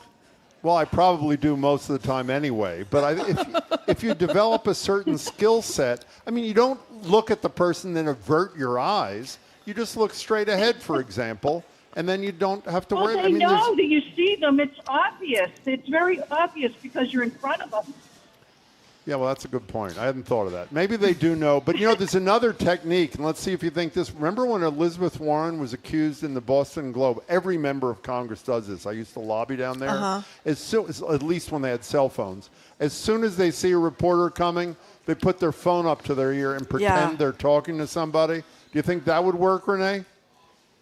That would work. Okay. So what I do, if I'm finished talking with somebody, usually you're in a conversation, you say, hi, how are you, whatever, for a minute, and then you look at your watch or whatever, and you say, oh, I'm really sorry, but I have to go. And it was so nice seeing you.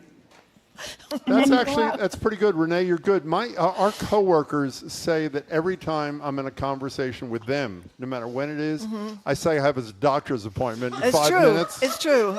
And what their response is, there aren't that many doctors in Greater Boston for you to have all Jim those always has a very appointments. tight schedule. I do have a doctor's But an anonymous appointment this texter afternoon. says, Jim, they're suspicious. They say, I suspect John Kerry was not making eye contact with you, Jim, at the Denver airport. That may have been true. That's a pretty good one. And here's something you might also say. This is Jim. I have nothing on my plate, so I have to go. Okay, so here's Jamie saying, here are my excuses. I have to pick up my kid. Of course, That's my a good kids are one. now in their 30s.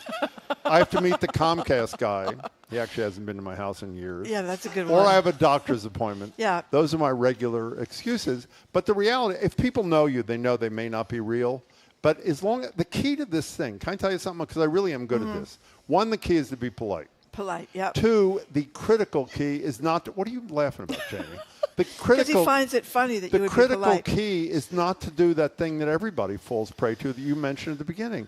I'll let you get back to work. It's so demeaning to somebody because they haven't said they have to get back to anything, you know? Here's a real killer. Yeah. This person says, if I don't like someone, I'll just say, that's interesting, to whatever they say. That's horrible. And then walk away. That's horrible. Interesting. And then that's like an walk Irish away. goodbye kind of thing we Yeah, talked about the that's other day. not. 877-301-8970. We're talking about it. The four astronauts did not know how to get out of a conversation with Donald Trump. So essentially they just stood there or floated there or whatever, silent. It had to be a minute. Don't you think the thing was like a minute? You could have said something like, thank you, or nice to talk to you, Mr. President, or I'll let you get back to the war, or the Epstein files. You could have said something like that. But they said absolutely nothing. A texter says, Jim thinks he's polite. That is deranged. That was actually Jamie, not a texter. Is that Jamie? Okay. Emma and JP, you're next on BPR. We're live at the library. Welcome. Thank you. Thank you. Hi. What's up?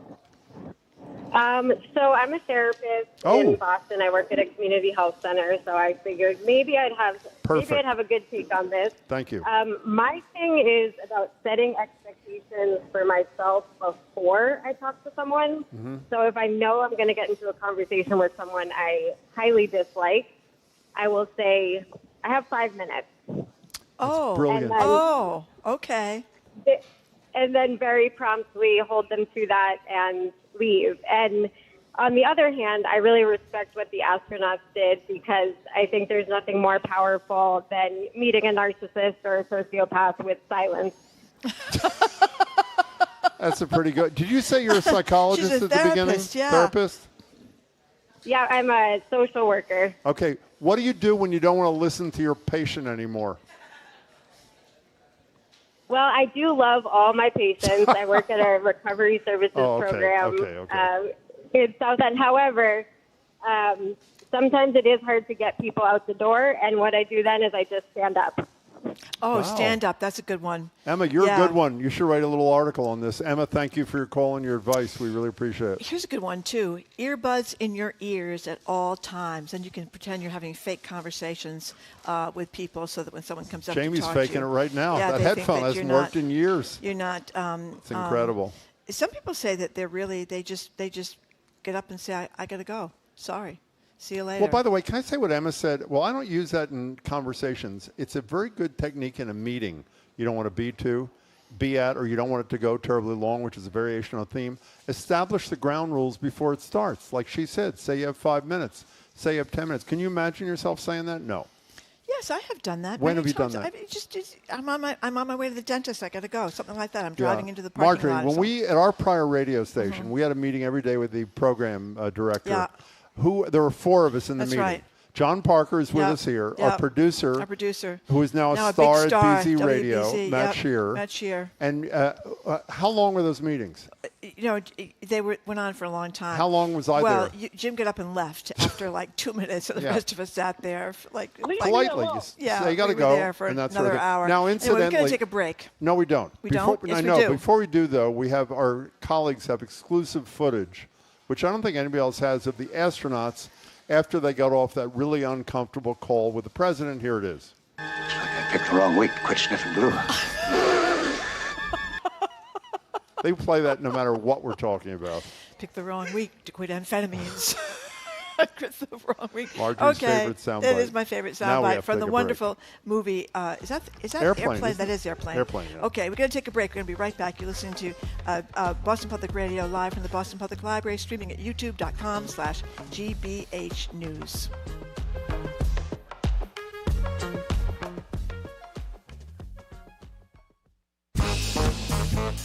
This week on Under the Radar with Callie Crossley, President Trump is against green energy, but his supporters are all in on solar.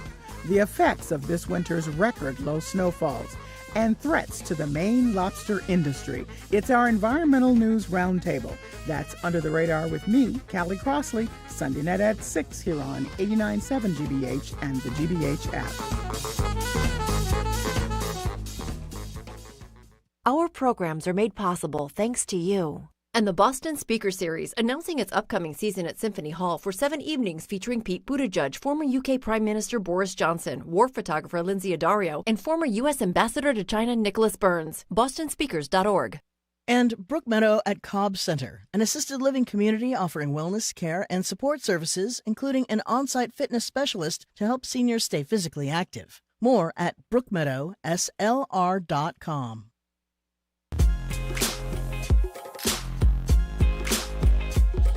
Welcome back to BPR on 89.7 GBH. We're live at the Boston Public Library, streaming at youtube.com/GBH News. Marjorie Egan and Jim Browdy. Monday, we will have zoomed in live from Beirut, the top UN official in Lebanon, talking to us about what is happening there with the continued Israeli bombing, displacing more than 1 million people in Lebanon. Inspired by the phone call that Donald Trump made to the 4 astronauts from Artemis 2, where they apparently had nothing to say.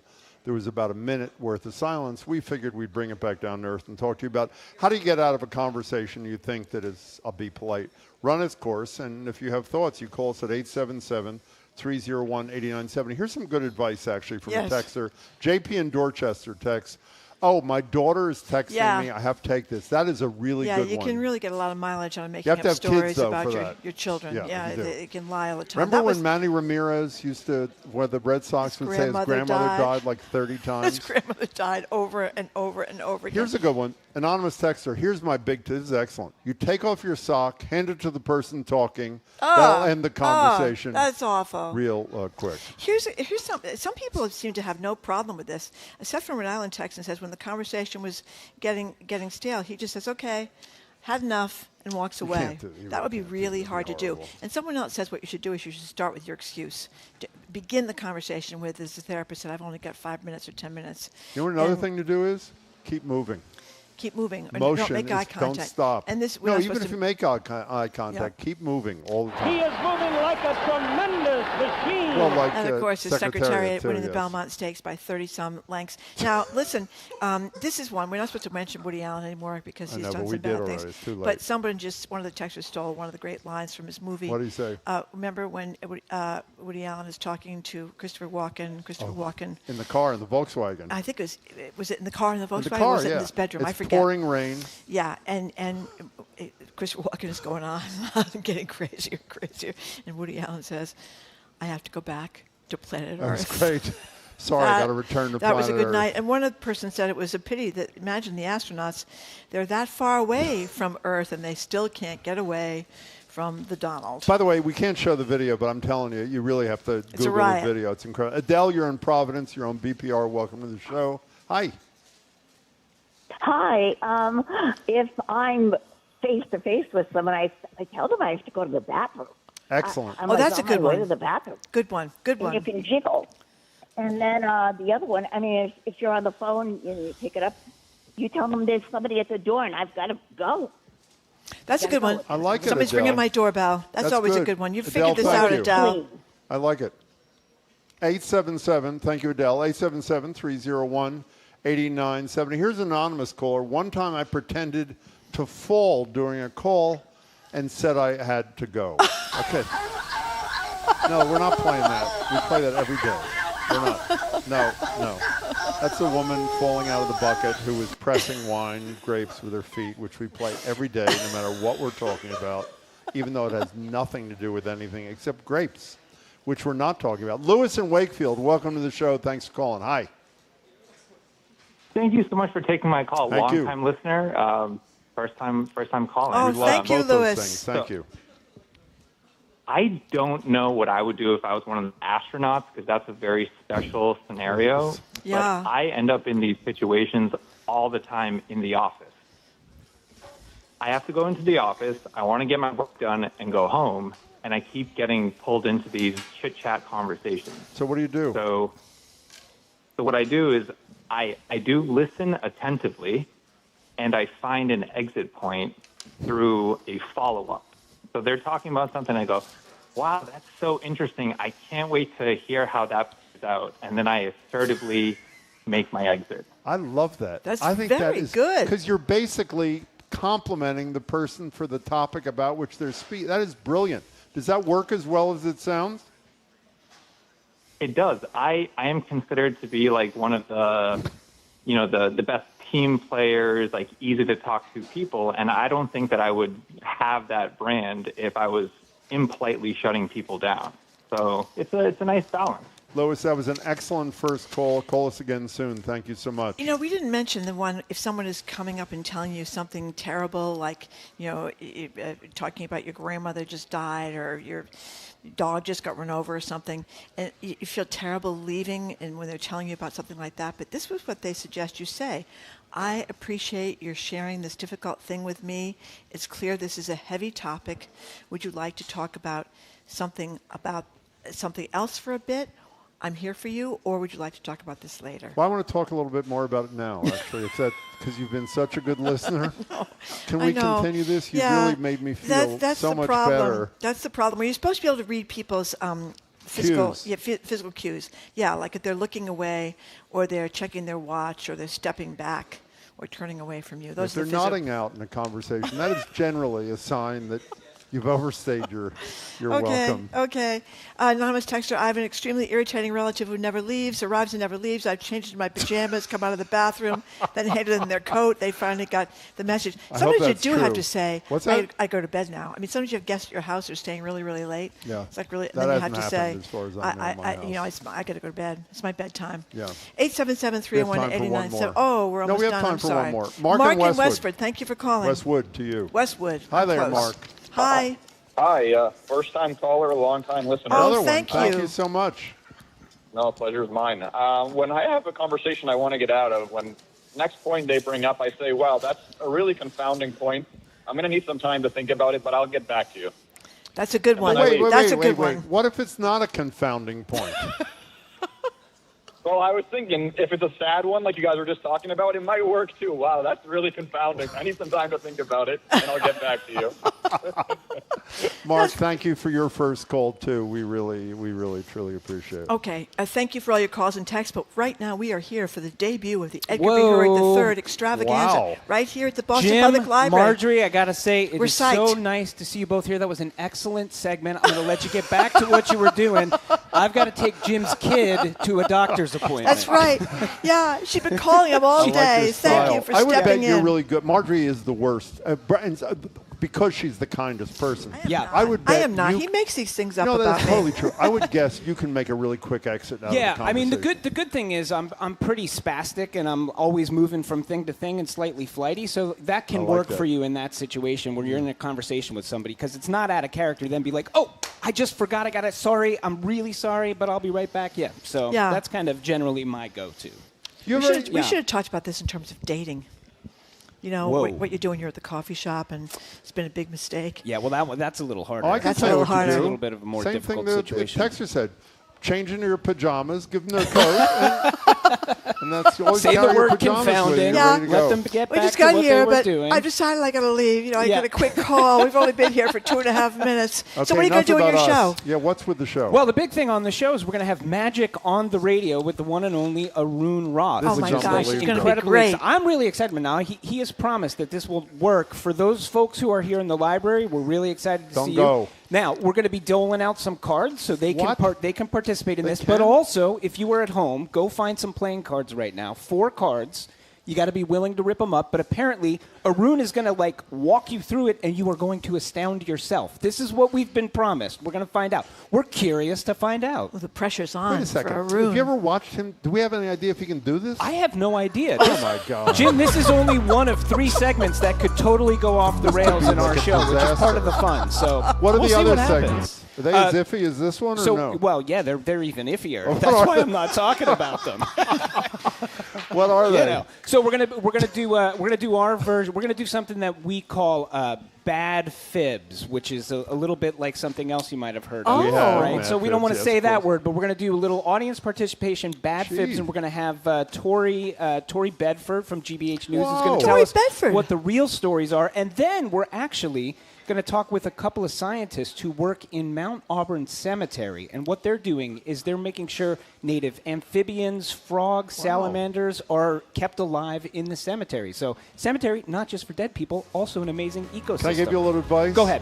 If you want to end the segment, you say, we're done. Thanks we're very done. much. Okay. We're done. And just move on. We're done. We're Thank sort of you. done. Good luck. Well, we're congrats, thrilled you're Edgar. here, by We're the very way. happy Very you're excited here. to be here. Stick Edgar around, and everybody. Jared. Very exciting. First show at the library. Thanks for listening to another edition of Boston Public Radio 89.7. Thanks to everybody who came down to the library. We really appreciate it. 24/7, we have a podcast. You can check that out, or our TikTok page, which is very great, at Boston Public Radio. On Monday, we're going to be joined by the top UN official in Lebanon. She's going to zoom in from Beirut. He's going to, zoom in from Beirut. That's Imran Reza, former Education Secretary for this Commonwealth, Paul Revel, Boston Globe editor Brian McGrory, and to celebrate 413 Day, we're going to check in with NPM's Monty Belmonte. Yeah, that's going to be great. Khalees? Yes, and Khalees Smith, host of the fabulous 413, which is on NPM every day at 3 o'clock. I want to thank our crew, Zoe Matthews, Nicole Garcia, Hannah Loss, additional support from Ronan Keane, who I understand speaks Gaelic. Our engineer is John the Club Parker. Our executive producer is Jane Bologna. Special thanks to BPL staff, Maddie Guy, Patrick Lally, Bill Francis, Juan Jose Cadena, our host of the Newsfeed Cafe, and across the street at the Lenox Hotel. Stay tuned for the Curiosity Desk with Edgar B. Hurwitz III and all those great magic tricks, etc. Starting right after us here on 89.7 GBH. First show live from the BPL, and after Edgar B. Hurwitz III and the Curiosity Desk, the Culture Show's Week in Review with Jared Bowen. That starts at 2. I am Marjorie Egan. I'm Jim Browdy. Thanks again for tuning in today. Everybody. Hope you can tune in Monday today. and have a great weekend. See ya.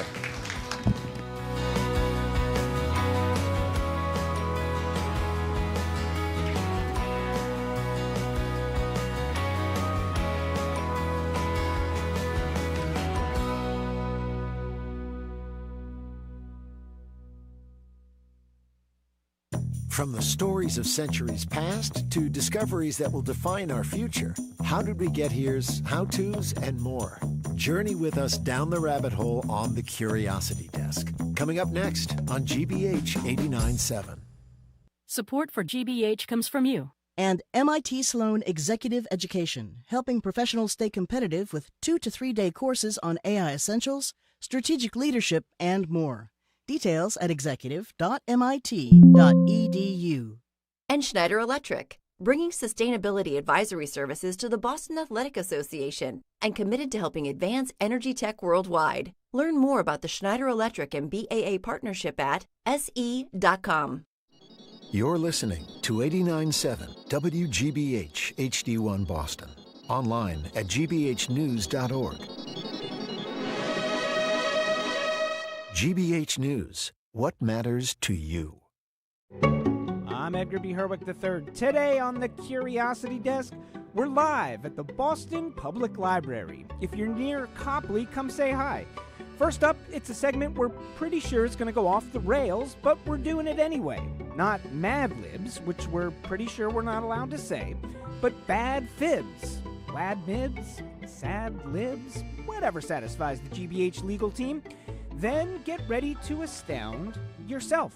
All Things Considered host Arun Rath has promised to pull a rabbit out of his hat with some live radio magic that he swears you can do at home.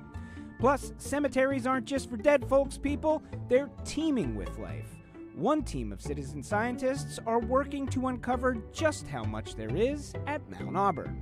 That's all ahead this hour on the Curiosity Desk.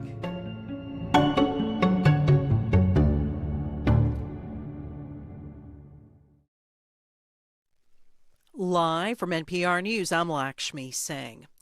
The U.S. and Iran are set to hold high-stakes talks this weekend. Pakistan is hosting after it brokered a 2-week ceasefire between the rivals. NPR's Danielle Kurtzleben reports Vice President J.D. Vance is leading the U.S. delegation and left for Islamabad this morning. Vance was a loud voice against foreign interventions before becoming the vice president, and it has been widely reported that he was initially opposed to bombing Iran. Brokering this peace could be a difficult job. The U.S., Israel, and Iran do not even agree on the current ceasefire's terms. Iran has said that the ceasefire covered attacks on Lebanon, whereas the U.S. and Israel have said Lebanon was not included. Israel is currently bombing Lebanon, where Iran-backed Hezbollah is based. Among the U.S.'s primary goals in the negotiations are getting Iran to fully open the Strait of Hormuz and also making sure Iran does not enrich uranium in the future. Danielle Kurtzleben, NPR News. House Minority Leader Hakeem Jeffries says congressional Democrats will force another war powers vote when they return from recess next week. A 2-week ceasefire is not sufficient. We need a permanent end to Donald Trump's costly and reckless war of choice. A resolution to limit the president's war powers was voted down in the GOP-led House last month. The newest data on inflation reflects the Iran war's impact. Consumer prices increased 3.3% from a year earlier in March. Take out the volatile energy and food categories, and core prices last month jumped 2.6%. The war severely affected oil supplies, with shipments disrupted in the Strait of Hormuz. AAA reports today that people in the U.S. are paying an average $4.15 for a gallon of regular gasoline. Gas prices have risen more than $1 a gallon since the start of the U.S.-Israel war against Iran in late February. In Ireland, protests over rising fuel prices have blocked roads and access to oil depots across the country. NPR's Fatima Al-Kassab says people have been staging protests for 4 days. Slow-moving convoys of tractors and trucks have blocked roads and motorways for days, including some of the busiest streets in Dublin. Last night, the Irish government called in the army to remove vehicles blocking roads, with Irish police treating protests at fuel depots as blockades. Protesters say they want more help with fuel costs from the government and said they're prepared to continue their protest for weeks. Ireland's Taoiseach, or Prime Minister, says the blockades are damaging Ireland's economy and that the protesters did not have the right to close down the country. The government says it will meet farmers and truckers Friday to discuss the crisis. Fatima Al-Kassab, NPR News, London. From Washington, this is NPR News. Good afternoon. With the latest from the GBH Newsroom, I'm Henry Santoro. A lawsuit filed against Meta, the parent company for Facebook and Instagram, among others, by Massachusetts Attorney General Andrea Joy Campbell 3 years ago, that claims the company designed features on Instagram to make it addictive to children and then deliberately lied about its safety, can move forward. Mass Live reports the Massachusetts Supreme Judicial Court made the ruling this morning. Meta had moved to dismiss the suit in Suffolk Superior Court, arguing that a 1996 law prevented it from being sued for the claims Campbell brought. A Superior Court judge, denied the motion, and Meta appealed to the SJC. In a 50-page unanimous decision written by Delilah Wentland, the court concluded that the judge was right to deny Meta's motion to dismiss. And after that fatal shooting in December at Brown University that left 2 students dead and 9 injured, the Harvard University Police Department is launching active shooter training sessions in residential buildings on campus. The Crimson reports the training sessions are being done in partnership with Harvard College and will take place throughout this month in both upperclassmen houses and first-year dorms at Harvard Yard.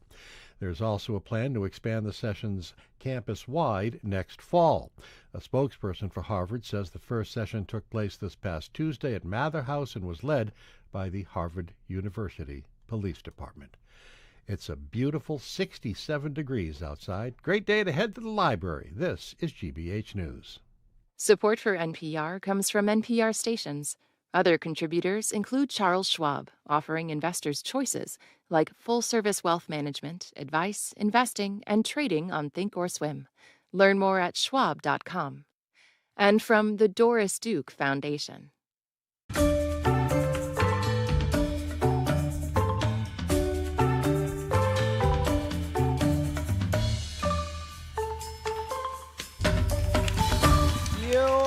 listening to the Curiosity Desk on GBH. I'm Edgar B. Herwick III. We are streaming live at youtube.com/GBH News. And for the very first time in Curiosity Desk history, we're coming to you live from the Boston Public Library. Let's hear it out there, folks.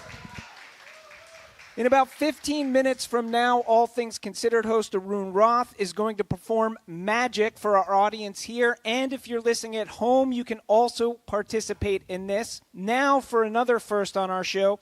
In my hand, we've got some absolutely real, 100% real news stories that came out this week. The catch, we've taken a few key words out of each of these stories. And what's going to happen next, with a little help from our remarkable studio audience here at the BPL, we are going to play a game. You've probably played a game like this before under a different name. We're calling our version Bad Fibs. You're going to help us fill in some blanks. We're going to see if we can help improve the news. Here at the BPL desk with me is somebody who knows the news better than most, GBH Nightside anchor Tori Bedford. Tori, welcome. Hi, I'm so happy to be here. We're so happy to have you. Yes, you can applaud for her. Oh, wow. Thank you. So you're going to help set us straight with these stories as we move through them, right? You're going to give us the real story once we get our sort of bad fib out of the way. That's the idea? I love that we're calling it that. Is that for copyright reasons? We are just this is like at the an, store out of an brand. abundance of caution. Right. We're calling it Bad Fibs. Bad Fibs. All right, I say we do some Bad Fibs, and we've got somebody right here up at our audience mic here at the BPL. Hi, welcome to the Curiosity Desk. What's your name? Hi, Kathy. Kathy, where are you from, Kathy? Boston. Boston. Let's hear it for Kathy in Boston, brave enough to stand up to the mic here down at the BPL. All right, I'm going to ask you for a couple of different kinds of words, and I think you can help us out with that. You can ask the audience for help if you want. So can you start me off, Kathy, with an animal? Just give me the name of an animal. Giraffe. Giraffe. We're going to go with giraffe. Okay. Now I need a name. Just any old name. Paul. Paul. All right. So a couple more coming your way. Can you give me a number? 42. 42. How about a mood? A mood? Yeah, a mood. Anybody got a mood? Anybody got a mood for Kathy? Nervous? Got a little soon, close. Crabby. Crabby. We're going to go that. with crabby. Crabby. Okay. Just a few more here. How about a verb? A predicate. Any old verb. Run. I'm sorry, say again? Run. Run. All right, run. And finally, one last mood. A separate mood. Anybody else got a mood? Happy. Happy. We're going to go with happy. All right. So just give me one moment here. Do we have everything? What was that verb? There we go. And I'm going to read the story that Kathy has created. We ready to hear it? Yeah. All right. Woo! Thank you, Kathy. Here we go. A wild giraffe named Paul, who has been struck by cars 42 times in Middletown, Rhode Island, has been recaptured following his brief release from a wildlife rehabilitation center, according to the Rhode Island Department of Environmental Management. Paul is undergoing a wellness check at the Wildlife Clinic of Rhode Island, DEM officials said in an email. Experts say it is natural for giraffes to be crabby, especially during mating season. Breeding season is generally from March, April to June. They say males run well with females, but not as well with males. Gravy is showing his display behavior abuse as a threat. Paul has become a bit of a local celebrity, and neighbors told the Globe that while they were concerned about his happiness, they would like to see him kept safe. Well, that sounds absolutely crazy. I don't think the real story is that What far is off. Tell us. And I imagine that what people the can real put the story pieces together if you live around was, here. Tori. But there's a wild turkey named Gravy, and he is just notorious in Middletown, Rhode Island. He has been struck 4 times by cars, and he was taken to a rehabilitation center. He kept coming back. They were looking for him. He became really fond of this one intersection, and he was charging after vehicles. I guess during mating season, turkeys get really aggressive, which, I mean, if anyone's ever had to interact with a turkey during mating season, a lot of us have. I feel like turkeys, whether it's mating season or not, yeah, you got to carry an somewhat umbrella. aggressive. If anybody's They'll chase been driving people. around, they've probably seen so it. Dem, the Department of Environmental Management, I like to call him DEM, has been looking for Gravy since his release from a wildlife rehabilitation center in March, and lo and behold, he was found back at the same intersection charging at cars. And instead of just letting him die on his own terms, they are moving Gravy to a safe location to protect him, and he's currently undergoing a wellness checkup at the wildlife clinic. And yeah, the Globe reports that authorities say he appears to be in good health, and next steps could be a relocation, a sanctuary management area, and neighbors have been interviewed about him, and yeah, I guess they want to keep him safe, but he yearns for the urn. So. All right, well, Tori, thank you for setting us straight, and thank you for participating. We're going to try another one of these right now. We've got a couple of other folks who have stepped up to our mic here at the BPL. Thank you so much for joining us. What's your names? Yep. You Go ahead. Deborah. Deborah. I'm Teresa. Teresa. Deborah and Teresa. Deborah, if you can for me, speak into the mic when you're speaking. All right, we're going to ask you for a couple of words here. Can you start me off with a place, like a state or a country? Connecticut. Connecticut. All right. Can I get a number, please? Any old number. 12. 12. How about an article of clothing? Shorts. Shorts. All right, shorts. I love it. All right. So can you give me one more here? A length of time. This could be any length of time. It could be short. It could be long. Get creative. Length of time. A decade. A decade. A decade. All right, we're going to do a little tabulating here and read a bad fib from the news this week. Here we go. A Connecticut athlete donned 12 shorts and ran a half marathon to break a Guinness World Record and celebrate her weight loss journey.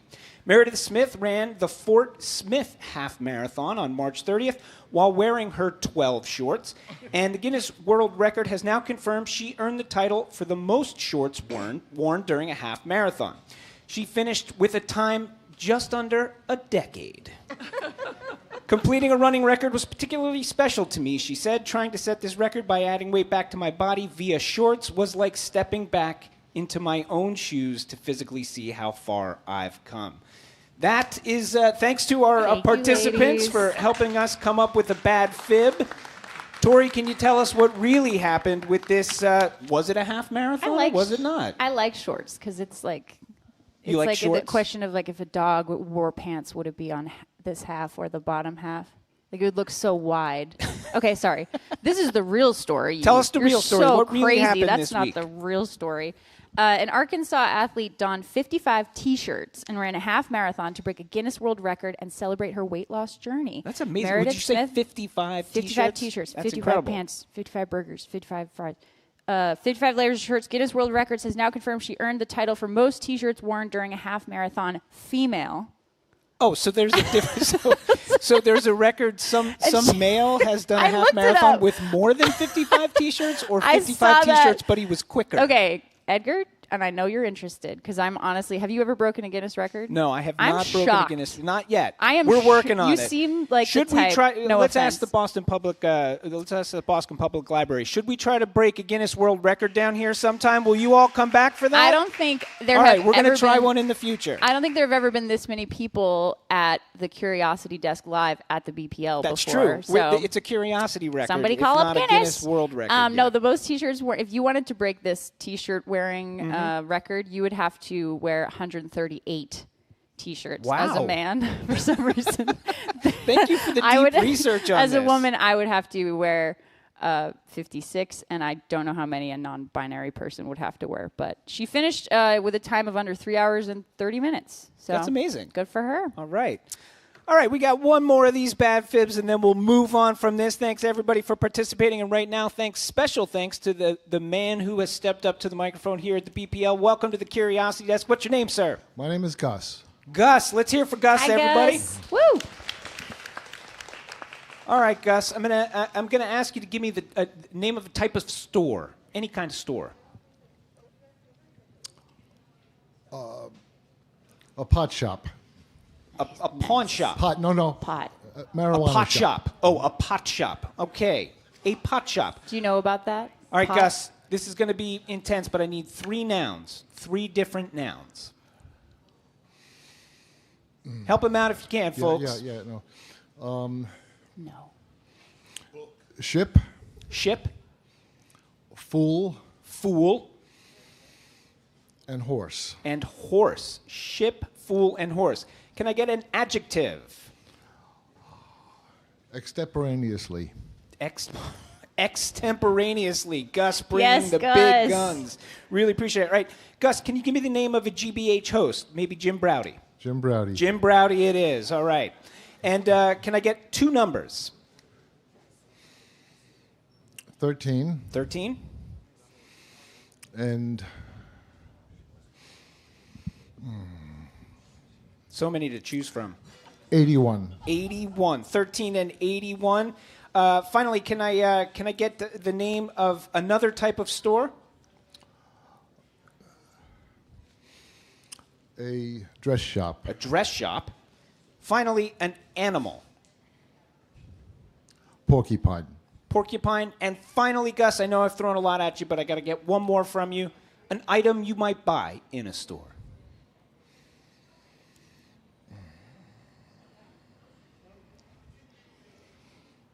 How about some pot? Let's go with pot. Let's do that. We'll go with some pot for the pot shop. We'll go with some pot. Let's go. We can All tell. right, and we're gonna read out a bad fib for everybody here. Thanks to Gus. Here we go. Pot shops across Boston area say that as prices for ships, fools, and horses increase, more people are turning them to both to buy extemporaneously and for a little extra cash to cover expenses. Jim Browdy, manager of a pot shop in Alston, says he's seen a steady increase in customers in recent months. Traffic is honestly insane, he said. Before it was 13 customers a day. Now it's way over 81 a day. It's very, very busy. Dress shops are also seeing a boom.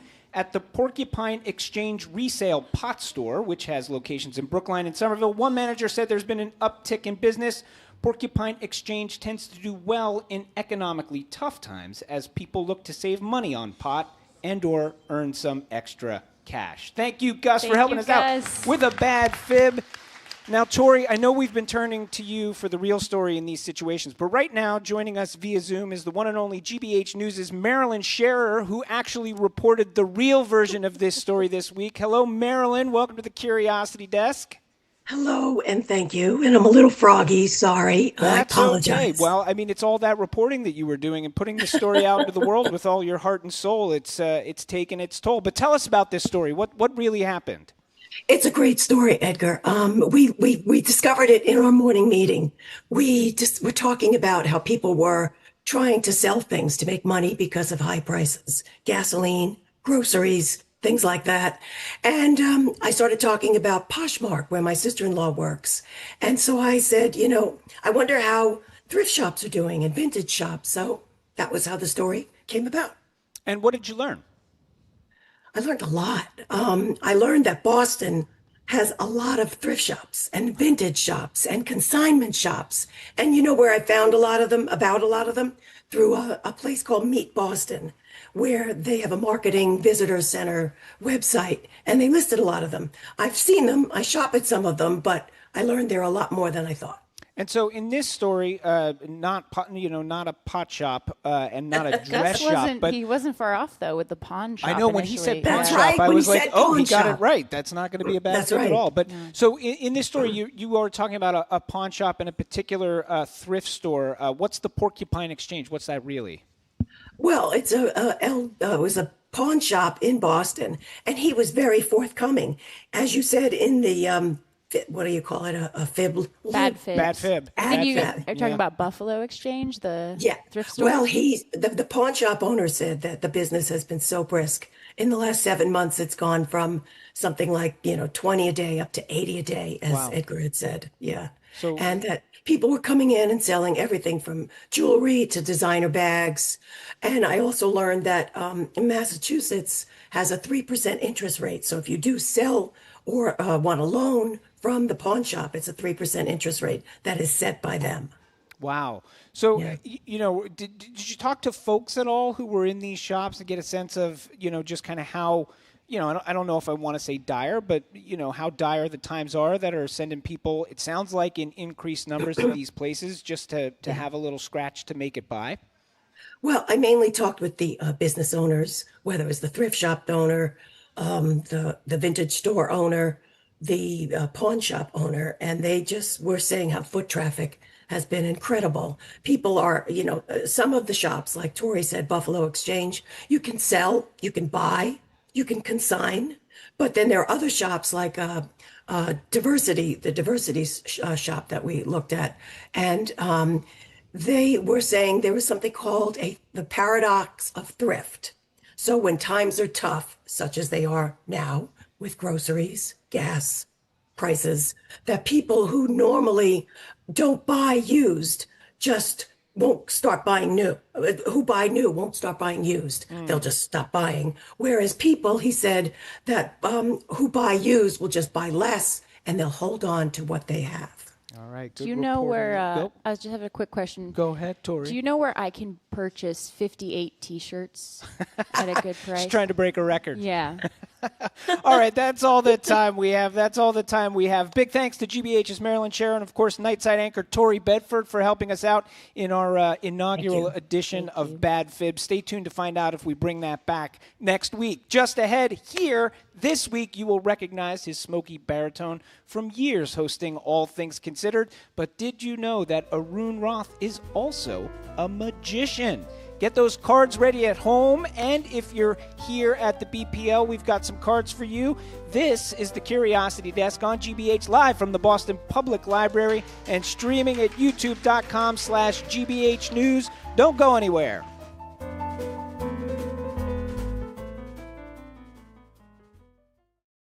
I'm Jared Bowen. Today on The Culture Show, CBS will replace Stephen Colbert's Late Show slot with Byron Allen's Comics Unleashed, swapping pointed political satire for safer comedy.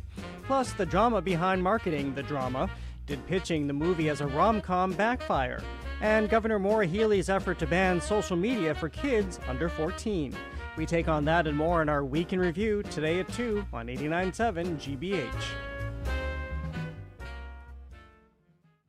Support for our programs comes from you. And My Grandma's of New England. Handcrafted coffee cakes baked locally in Boston and available for corporate gift giving in 12 varieties. Delivered with a personalized company logo. Online ordering at mygrandma.com. And Modern Pest Services, providing integrated pest management for Boston homes and businesses. Modern Pest uses a prevention-first approach to seasonal pests to help target the source of the problem. Learn more at modernpest.com.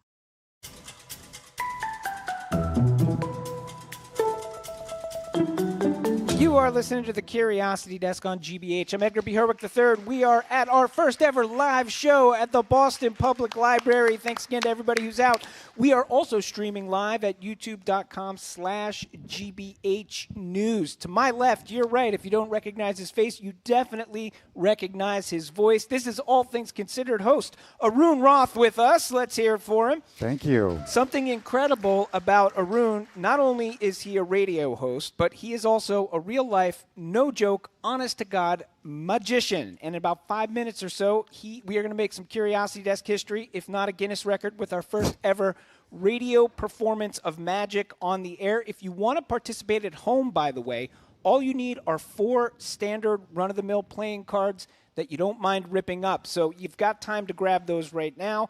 I promise it's going to be worth it. We've got plenty of cards for our folks who have joined us here at the Boston Public Library. Arun, we are very excited about this. Welcome to the Curiosity Desk. I'm very excited to be here for this inaugural library show and to talk about magic and smoky baritone. Thank you. Yeah, smoky. I think it's a smoky baritone. That's how I would describe it. So you've been a hobbyist, as they say, for years in the world of illusion. Is magician okay, or is it illusion? Magician is fine, yeah. Magician is okay. I will not get offended. But you have been getting more serious about it in recent years. What was that journey? Why? It was really the pandemic, and I think this happened with a lot of people. We turned to our hobbies, more time inside, and a lot more time to practice magic, and also to do a lot of reading. And I got very serious. I also started up with a great magic teacher who's world famous Jeff McBride, actually. Okay. You can see him in Las Vegas, and that was really the thing that kind of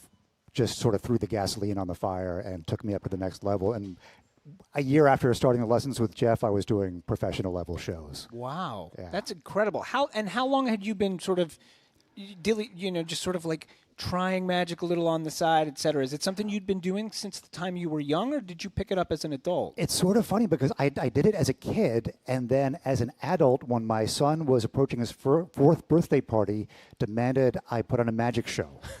Not that I get a magician. He knew nothing of your past as a magician. No, he did know about it, and that was Okay. why he was like, "No, so you're doing a magic show for me."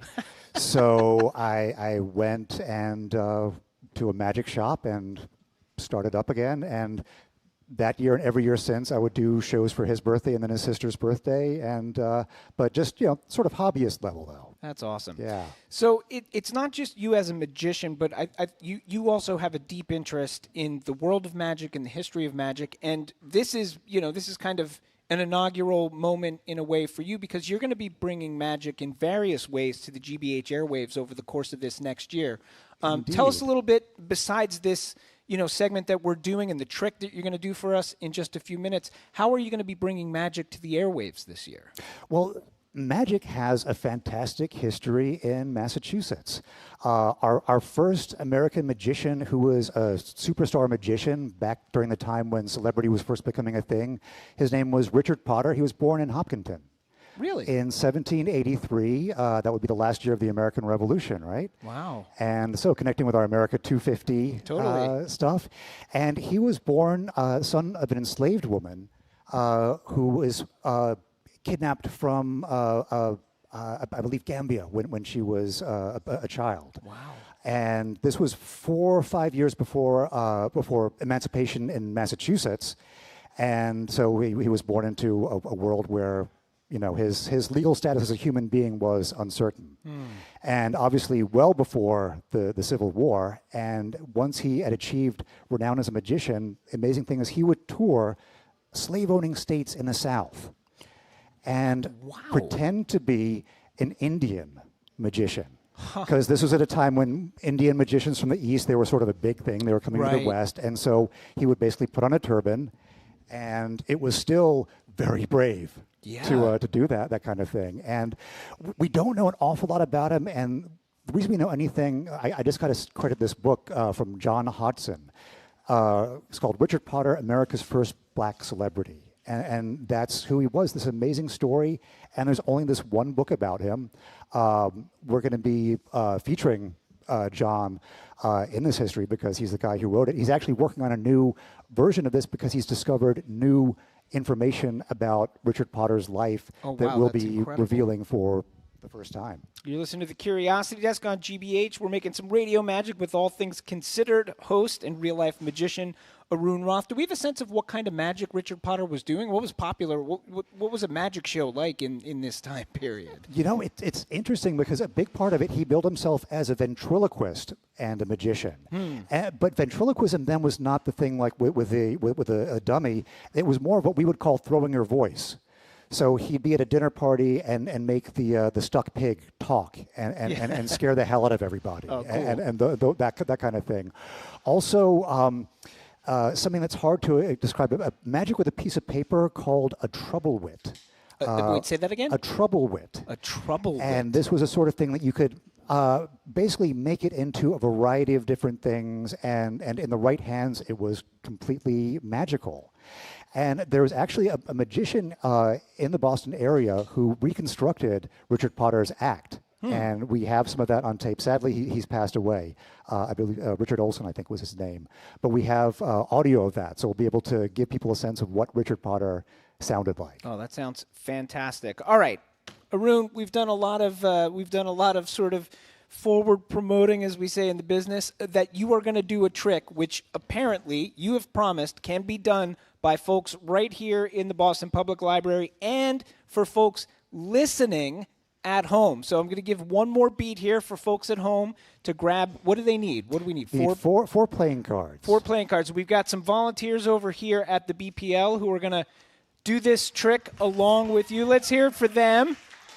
And here are 4 cards for you. I'm going to do it too, apparently. All right. Everybody is going to do this because this is, when you asked me to pick the best, or pick a radio magic trick to do, I wanted to do the best thing Okay. that we could do to start off here at the BPL. And what's great about this is that everybody who has this, you're all going to be doing it. You're all going to be the magicians. So Let's do it. Arun, take it away. all right, Take so, us there. Yeah, you will amaze yourself or disappoint yourself. it won't be my fault. So everybody, you've got your 4 cards. You can just take a look at them, make sure they're all different, and then turn them over, put them face down. All right, in your face hand. down. And this is sort of a ritual that we're all going to take part in together. And again, you're going to do this. You will amaze yourself. But first, we need to start off by personalizing these cards to get your kind of your mojo, your energy, your personality onto them. So start off by just shuffling. We're just going to shuffle the cards, whichever way you're comfortable shuffling cards. It feels a bit silly shuffling 4 cards. It does. But it's okay because we're going to get a lot more silly. Now, then take the cards in your hand, and there are 2 ways if you play cards. You know that you mix up the order. You can shuffle, and then you can cut the deck and complete the cut. Sure. So for people who don't know, cards, cut the deck is you take some cards off the top and then just put them on the bottom. All right, so we're going to cut the cards. Cut Doesn't the matter. cards and complete the cut. Okay. And if you want to, you can cut the cards and complete the cut again. Oh, we can do it Yeah. again. Look into our team of volunteers over here. We got a lot of nods. Everybody feels like they're going. All right, here we go. We're all with you, Arun. All right, now here's where it gets especially fun when we really personalize the deck. We're going to rip these cards in half. Let me tell you how to do this so you don't have the cards flying everywhere. You want to get the card, here I can hold it on the camera, between your fingers. Hold on to the ends, though, so they don't go springing out. Uh-huh. And then get a crease right down So we're the folding middle. the entire deck in half. Folding the entire deck of 4 cards. All right, everybody, we're going to fold the deck in half. And you get a this nice is sort fold. of like the face of the card is squished up against the face of the card. So Exactly. we see the back side of the cards. How we doing, volunteers? And then once you've done that, do it the other way around so the back of the card is pressed into the other back of the other card. Okay, so now, yeah, there we go.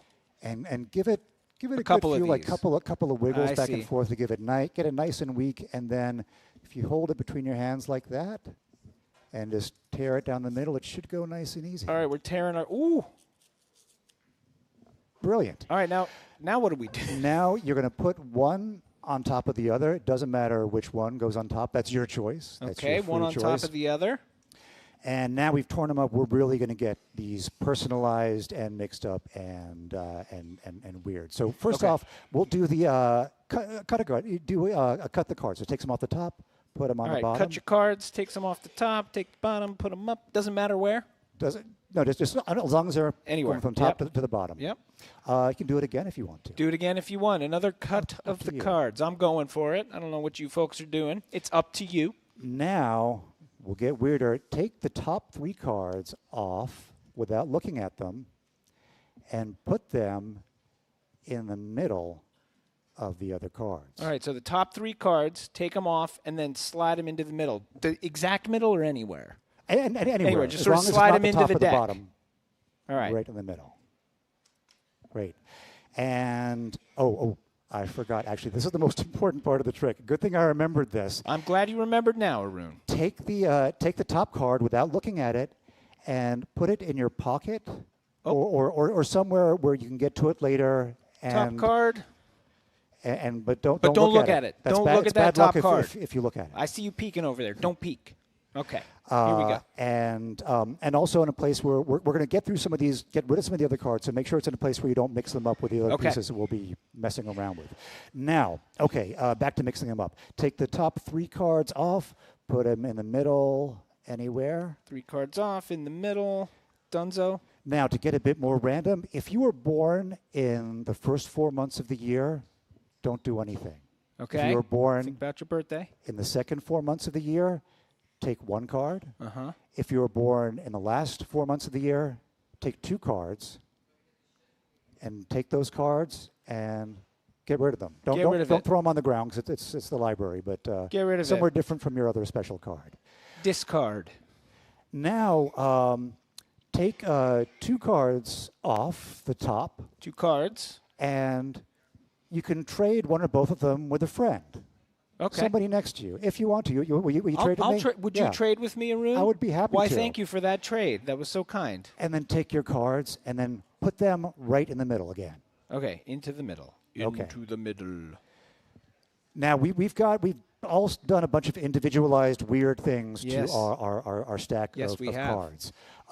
And the wonderful thing about this magic is that there are times in life, obviously, when order descends into chaos. Yes. But there can be times, you might have experienced them, I'm sure you have in broadcasting, where order comes out of chaos. That's true. It feels like that every day here. If we're lucky, this will be one of those times. But first, we need to get these cards in order, and it takes about a week. So do this with me. Take the first card off the top of your deck and say Monday. On three. Here we go, everybody. 1, 2, 3, Monday. And put it on the bottom.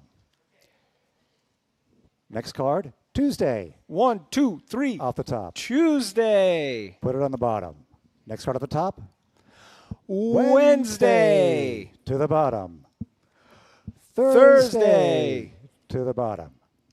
Friday. To the bottom. Mm-hmm. Oh, it's a full week. Saturday, not just a work week, bottom. everybody. Yeah. And Sunday. To the bottom. Now, the final part of the ritual. This trick is actually called the love ritual. The love ritual. Because it involves an ancient ritual which many of us probably learned as children. And that is, imagine the petals of a flower and take the first card off the top and say, loves me. He loves me. Put it to the bottom. Take the next card, loves me not. Loves me not. Get rid of it. Oh, okay. Next card, loves me. To the bottom. Next card, loves me not. Get rid of it. Get rid of it. And we'll do this till we have one card left. Okay. Loves me. Bottom. Loves me not. Loves me. To the bottom. Loves me not. Discard. Loves me. To the bottom. Loves me not. Discard. I've got one card left. Okay. Loves me not. Discard. Loves me. Bottom. How we doing, folks? Everybody get left with one card? So you've got one card, I've got you one have your original card, which you had stored in the pocket. Yeah. So everyone, take a look at your original So card. take your original card, the one you and stored. See, I actually did we? Whoa! What? You're gonna have good luck. Whoa, that's amazing. So if let's hear it. Everybody hold How'd up your we do cards. over there, volunteers? We all have our same card? I do. It's reassembled itself somehow. No, we've got like a 50% success rate. Give yourselves a hand. That was hear it, great. everybody. You're all are wonderful magicians. Nicely done. That's amazing. Look at that.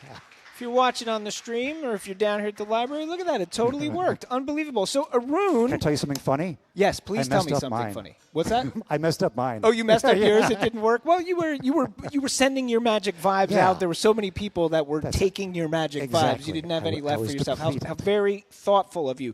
Now, magic on the radio is something, you didn't invent this idea. This is something that has a long history, right? Its history goes back as long as radio. Houdini actually was the first magician to be on the radio. He loved the radio. He loved all modern inventions and thought it was the best invention ever. I've not been able to find record of him actually performing. He may have performed, but there's a record of him giving magic lessons over the radio. Over the radio? Yeah. That's amazing stuff. So before I let you go, Arun, give us a little bit of a sense of where we go from here. And like we said, you're going to be doing magic on the radio. You talked a little bit about you're going to look into the history of the incredible story of Richard Potter. What else can we expect? Other really fascinating aspects of, there's great stuff particular to Boston going all the way up to the present. So many great magicians. Houdini actually wrote a history of magic in Boston. Really? Compiled that. And in terms of the radio history, especially very interesting stuff. Not just magic performed, but there was a period from the earliest days of radio, 1920 to about 1940, where radio psychics were huge. Oh, wow. And these were the first people using the term psychics. And in the early days of radio, if you were, not too honest as a person, you could go on, and what would happen is they would go on the air and say, everyone send me $1 and I'll do a prayer for you. Oh. And they'd get $30,000. Yeah. Because with the early days of radio, no one had an audience like that before. So that led to some of the first rules around broadcasting. Oh, amazing stuff. And Arun, I hope you will join us back here again in a future week at the Boston Public Library, maybe do a little bit more magic. Absolutely. All right, let's hear it for him. We've been speaking with Arun Rath, entertainer, magician, and host of GBH's All Things Considered. Arun, thank you so much. Thank you. After a quick break, cemeteries are not just for dead people. Over at Mount Auburn, there is a team of scientists and citizen scientists who are saving New England's endangered amphibians, one frog, toad, or salamander at a time. This is the Curiosity Desk on GBH. Don't go anywhere.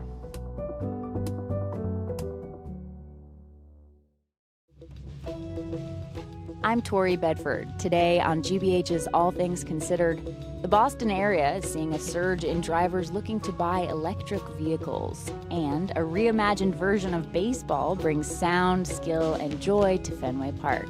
This week's Joy Beat, how Beep Baseball makes America's pastime accessible to all. Those stories and all the day's news starting at 4 on GBH's All Things Considered. Support for GBH comes from you. And Pro Arte Chamber Orchestra, presenting Signs of Life with conductor Paul Polivnik. Presenting works for string orchestra April 12th at 3 at Second Church in Newton. Tickets at proarte.org. And Brookmeadow at Cobb Center, an assisted living community offering wellness, care, and support services, including an on-site fitness specialist to help seniors stay physically active. More at brookmeadowslr.com.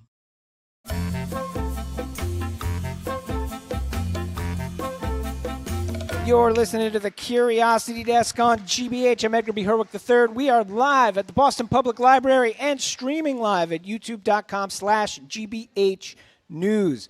Over in Cambridge, Mount Auburn Cemetery has been a place rich in history and natural splendor, but lately it's been known for something else entirely: the frogs, birds, and insects who call it home.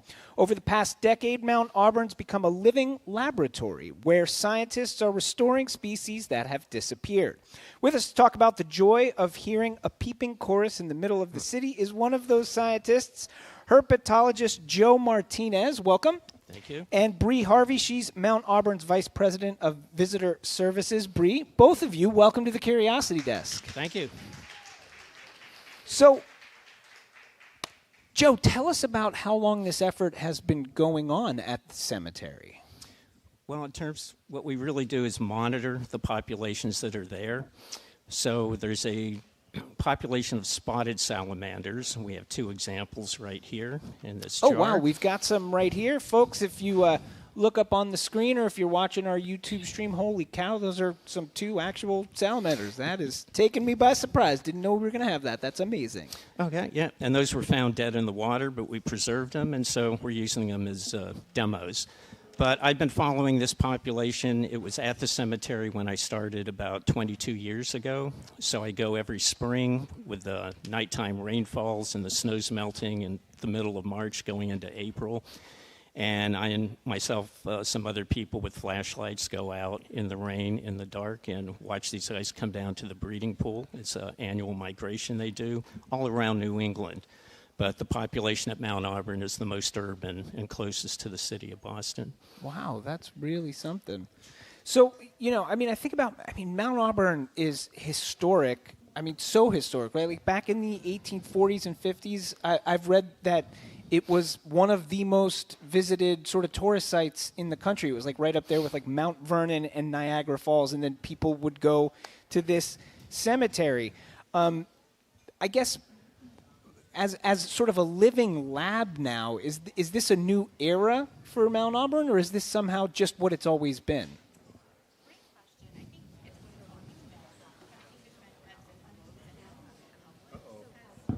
Cemeteries, and I think we're in a resurgence now where there's more public interest in coming to Mount Auburn and other cemeteries like Mount Auburn to enjoy the flora, the fauna, and just look for a place that offers some peace and reflection and contemplation, because we have busy lives and we all need those moments of reflection and connection to nature, which is hard to find in the city. Yeah, the connection to nature bit, I think, the thing about it being a cemetery, I think, is one where, the average person might be like, well, is it okay for me to go into a cemetery and just kind of like hang out and enjoy the beauty and the nature, or is that disrespectful? So, when it comes to that, can you just, as folks who work in this space, give us a sense of whether or not it's okay to just enjoy that kind of a space?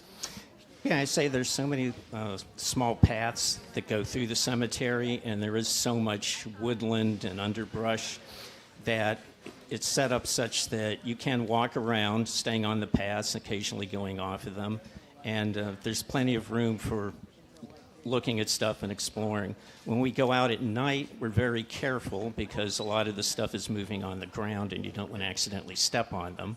So with your flashlight, you're just looking directly in front of you. But in terms of moving, the main population for the spot is the Consecration Dell, and moving around the Dell, it's very comfortable in terms of just being able to walk and explore amongst the graves and everything. Yeah. Bree, and go ahead, I would say that we have a lot of people, particularly that come to Mount Auburn, that think of us as a botanical garden or think of us as a premier bird watching spot. And sometimes they actually forget that we're also a place of burial and commemoration. Right. And so what I would say in general is that a lot of cemeteries around the country, and far beyond Mount Auburn, are these places that offer some sort of public benefit. They kind of choose the way they want to be relevant to their community, and they're looking for opportunities to desensitize people to this idea that cemeteries are places that you should only visit under certain circumstances. You're listening to the Curiosity Desk on GBH. We're talking about citizen science at Mount Auburn Cemetery with herpetologist Joe Martinez and Bree Harvey from Mount Auburn. Joe, what's a herpetologist? So that is someone who studies reptiles and amphibians. Cool. It comes from the Greek word herpeton, which means crawling thing. So that typically would include lizards, snakes, alligators, but also frogs and salamanders. So amphibians and reptiles are lumped into herpetology. Very cool. And now you've spent more than a decade. You were saying, there's monitoring, there's collecting, but you've also reintroduced native species to the cemetery and to the area. Can you talk a little bit about that effort? Sure. Prior to 2010, when myself and other people would go to the Dell, we'd watch the salamanders move, but it would be totally quiet. And all of us would also visit vernal pools at that time of year in the Middlesex Fells and the Blue Hills. And when you go to those vernal pools, the spring peepers would be calling, the wood frogs would be calling. It'd be deafening sometimes. So we sort of bemoan the fact that it's so still and quiet here. And that led to the question, well, could we try and reintroduce some of these animals back? And then once you make that decision to do it, how do you actually do something like that? How do you decide what's a sort of candidate to be reintroduced, and then how do you actually do the reintroduction? So we look at the habitat, and since there are plenty of trees, shrubs, undercover, it was very conducive for some standard amphibian species, American toads, gray tree frogs, and spring peepers, which all typically will use vernal pools, and they'll call in the early to late spring. So we went out and collected tadpoles, the thought being if we bring the tadpoles to the Consecration Dell, we release them there, they're going to grow during the summer, they're going to metamorphose, and the Dell actually will be their natal site in their minds. Yeah. And they'll disperse in the cemetery and then come back and breed either at the Dell or at some of the other water bodies there. And do you have a sense, is this an easy thing to do, or is what's the success rate when you do something like this? Are you like, well, this is definitely going to work, no problem, we got this? Or are you a little bit nervous saying I don't know if it's going to happen or not? At the beginning, I wasn't sure at all. And we had a limit of about 4,000 tadpoles for each of the species that we were going to do, which really is the equivalent of one female's effort, because a typical American toad will lay 5,000 to 6,000 eggs. 5,000 to 6,000? Yes. Okay, so quite a few. Yeah, but a lot of them, they'll get eaten by aquatic bugs, stuff like that. The tadpoles, there's a certain predation amount.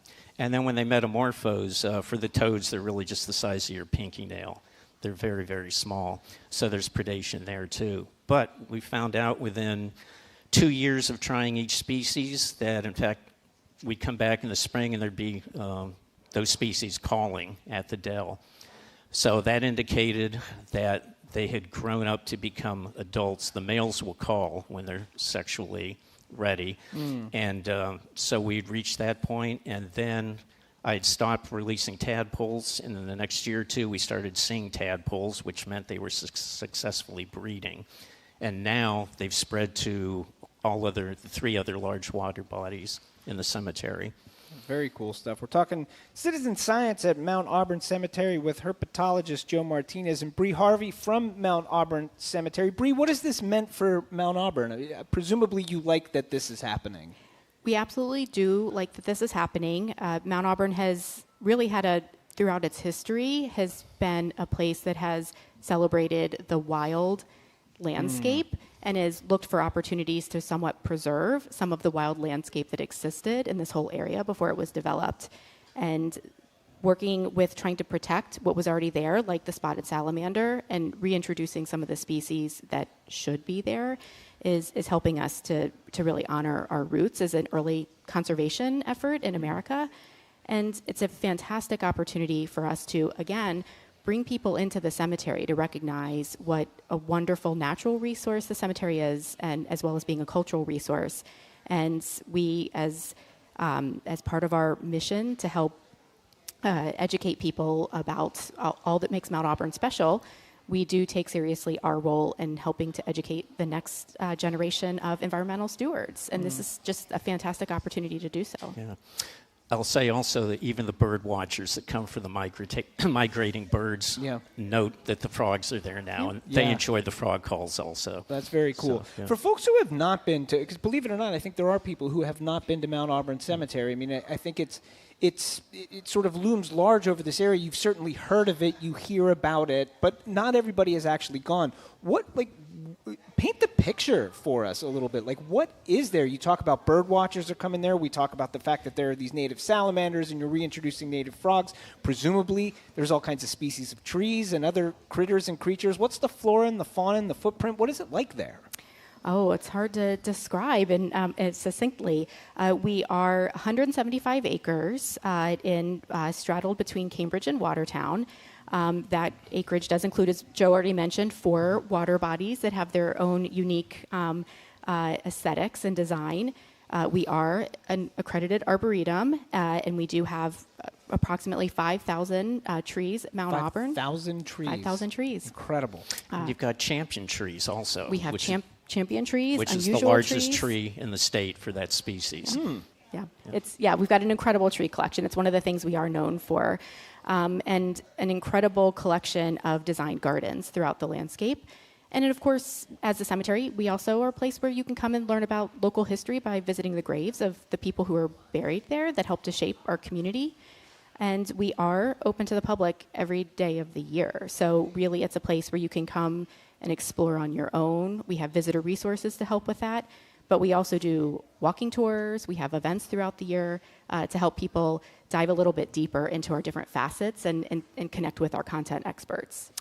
We talk a little, we've sort of said the word a couple of times here, citizen science efforts, but can we talk a little bit about how folks who are maybe, not trained as scientists, but interested in this kind of thing or interested in wildlife or doing something with their time that can help? How can a citizen scientist become a part of what you do at Mount Auburn? Well, you'd contact Paul Kwiatkowski, who is the staff person, the point person on that. He runs every year a citizen science training program. Cool. And it has to do with the amphibians, mammals, plants, pollinators, you name it. And when you go through that training, then there are probably 5 or 6 scientists who do research on the premises. There's a woman from Rhode Island School of Design, Chris Richardson, does bats. He's affiliated with Boston University and Tufts. And Jenny Ostiff, who's also at Boston University, is going to be starting this Frog Watch program of citizen scientists as well. Tell us about the Frog Watch program a little, because that's just ramping up. Is that right? So this is, if folks are listening right now, this is your opportunity. If you want to get on this right now, it's like Frog Watch, right? Yes. So what's going to happen? What's the Frog Watch? So our first training will be this coming Sunday, which would be tough for some people, but we'll have additional ones further down the line, and Jenny runs that. But the idea is that you get trained in how to identify different frog calls that are local to New England. Oh, so you learn the sound. Yes, exactly. And there's only like 7 or 8 of them that you're typically going to hear. So are they that different? Are they that distinct? Like the different sounds that you, Yeah, no, similar to birds, and a lot more guttural. Some trill, some are individual calls. There's one that we won't have around here, a spadefoot, that I've always heard described as a complaining child, basically. It's like, wham, wham, wham. So you can distinguish them. But the idea is you go out at night to a wetlands after dusk, and then you listen for the calls, and you determine the frequency and the species, and then you upload that information to a national database. And the good thing there is that everyone has access to that. So other people can find out what's going on both at Mount Auburn, and the people that are trained there can certainly go to other places around Massachusetts. And then the best thing is it's longitudinal. They do it year after year. Yeah. So you can start seeing trends over time. The populations are increasing or decreasing or moving to different areas and stuff like that. You know, Bree, I wonder if somebody sort of, I can sort of understand where somebody would be like, well, this is cool, you know, it's kind of cool to do this, kind of cool for Mount Auburn Cemetery, but in a broader sense, why does it matter? Why does it matter to know these kinds of things about the cemetery? Why does it matter to try to reintroduce native species to just one little corner of the world? Great question. Essentially because we're all connected in different ways, and the health of our wildlife community tells us something about the health of our landscape, which is something we do care very much about as one of the most significant design landscapes in America. And so the more we understand what lives and thrives there, the more we know how successful we are in maintaining this pretty complicated landscape. And for you, what would you say to that same question? For me, it's kind of bringing back what was once there. So historically, the species we've reintroduced were at Mount Auburn when it was consecrated in 1831. And for whatever reason, over the years, they were all extirpated. And we actually have specimens, voucher specimens, at the Museum of Comparative Zoology at Harvard. And so based on that, we can bring these back and have another couple generations, if not indefinite generations, at the cemetery. All right, we've been speaking with herpetologist Joe Martinez and Bree Harvey. She's Vice President of Visitor Services at Mount Auburn Cemetery. Thank you both for being with us here. Thank you. Thank you so much. And that about does it for us. The Curiosity Desk is produced by Aidan Connolly, Rachel Armani, Olivia Corcio, Hannah Lawson, Nicole Garcia. Patty Daniels is our steady hand. Our engineer is John the Claw Parker, who, by the way, is having a birthday today, so happy birthday, John. Special thanks to Andrew Massawa, the BPL crew, our host of the Newsfeed Cafe, and the fabulous Lennox across the street. We will be back on Monday right here streaming on YouTube and 89.7, and we'll be back here at the BPL next Friday. Until then, I'm Edgar B. Herwick What's III. trending? What's interesting? What's going on around town? We're talking all things arts and culture on The Culture Show, next on GBH 89.7. Funding for our programs comes from you. And Mass General Brigham Health Plan, providing coverage plans for individuals, families, employers, and retirees with benefits that help you live in your moment. More at massgeneralbrighamhealthplan.org. Playing along at home with a new episode of High School Quiz Show is like trivia night, except you don't have to split the bill and you can sit on your own couch. Catch High School Quiz Show tomorrow at 6 on GBH2. You're listening to 89.7 WGBH HD1 Boston. Online at gbhnews.org. GBH News. What matters to you? Good afternoon. With the latest from the GBH Culture Show News Desk, I'm Henry Santoro. The Canadian rock duo Angine de Poitrine is on the fast track of conquering the internet with their long-nosed, polka-dotted masks and music that is intricate, virtuosic, microtonal, mostly instrumental, and insanely fun.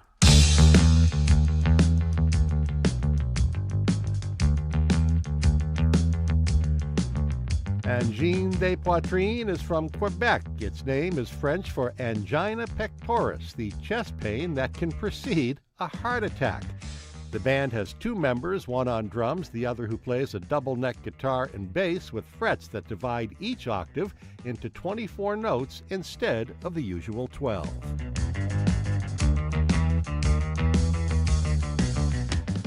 They play barefoot with polka dots painted on their feet, hands, clothes, masks, instruments, and even the backdrop. If you're a fan of Frank Zappa, Captain Beefheart, Primus, and King Gizzard and the Lizard Wizard, Angine de Poitrine is for you. The band's second album, Volume 2, came out this week.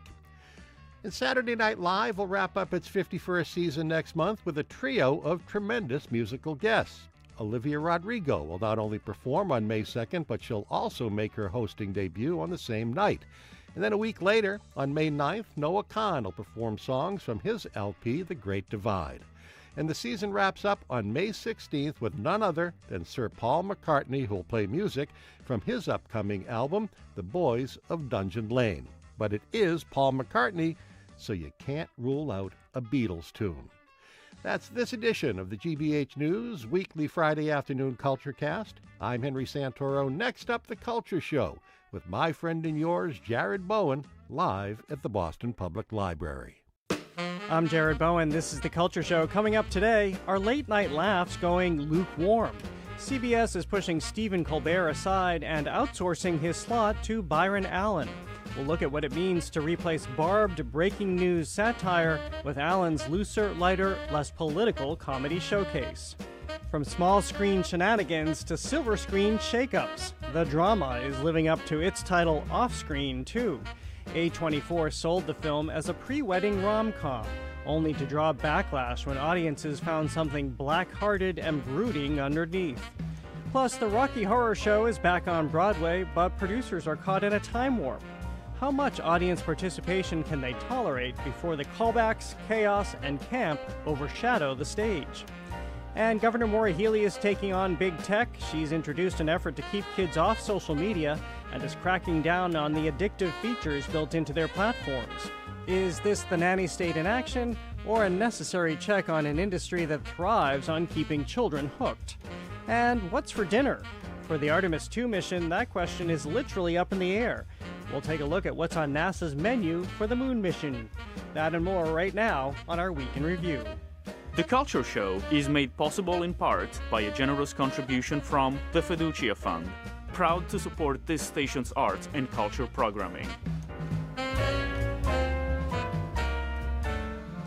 Welcome to The Culture Show, live on 89.7 from the Boston Public Library and streaming on the GBH News YouTube channel. I'm Jared Bowen. I'm Callie Crossley. And I'm Joyce Kulhawick. We're going over the week's top arts and culture headlines, starting with Stephen Colbert. He turned CBS Late Night into a destination for biting, brainy, and brazen political comedy. Now the network is handing over Colbert's slot to Byron Allen, a media mogul whose brand of comedy is broader, blander, and by CBS's new standards, more broadcast friendly. So this was the big announcement that everybody was waiting for. What would happen with this what was a valuable late night slot, valuable both in the cultural sense of a platform for a man who was interrogating politics in this country and the administration in this country day in and day out. Also valuable because this is a primetime slot, but basically it's a pay-to-play deal because Byron Allen, who has been creating this show where he interviews comedians for the better part of the last 20 years, has put this into syndication, so we won't necessarily get new programming. And he bought this slot essentially from CBS. He will share presumably some sort of level of advertising revenue, but at the end of the day, he's leasing the 11:30 to 12:30 time slot once owned, so to speak, by Stephen Colbert. Exactly. Now, I think people should know a little bit about Byron Allen. So he came to fame 1979, the youngest comedian who appeared on the Johnny Carson show. And then he made his name on a show called Real People when he went out and interviewed various people. That was a very popular show. So he became one of the bigger media personalities at the time. And he managed to, in the moment, everybody can't do this, so give him some credit here, parlay that into business. He started building this production company.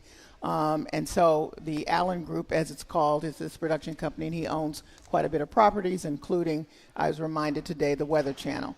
Now, let's just say, the reasons he's able to own all of these things and to have this syndicated show that's been on for so long is he is, well, let's pause, frugal. Now, you put in the other word if you want, however you wish to do it. There are some people who describe him as the Walmart of production. Yeah. He is known far and wide for chipping out on the production and also on the talent, on what he pays the talent. To be fair, some of the talent who have accepted the low pay, and they know it's low, say it's been sometimes a lifeline for them, and just that little bit of exposure has allowed them to, get a foothold back in the business and, maybe get some other bookings. So there is that. But we're not talking about, somebody who is going to be breaking ground on this Comics Unleashed. It's actually, I bet you I'm the only person who's seen it. Have you seen it, Julie? Oh, yeah. Okay. I see it because I am a night owl, and I'm up at that time, and I see them, and it's like, and two of your points. Byron Allen, nice guy. Know him a long time, really came up with him 70s, 80s, et cetera, but you get what you pay for. There's no band, no writers, no big salaries for anybody. I don't know what he gets paid. But there's also no insight, no up-to-the-minute commentary, no cutting-edge humor. So on this beautiful spring day, we've got the degradation of the airwaves, before us. I screamed when I saw this. Byron Allen replaces Stephen Colbert. That's ridiculous. It starts with David Letterman, who sets the bar really high for cutting-edge comedy and creativity and thinking outside the box, etc. Then you go to Colbert, who keeps that bar really high and, in fact, rises to the surreal moment that we are in, making fun of the insanity, the absurdity, etc. Is innovative. And then you've got Byron Allen, who brings on a load of generic comics who regurgitate their stand-up routines. And this is what we're going to see.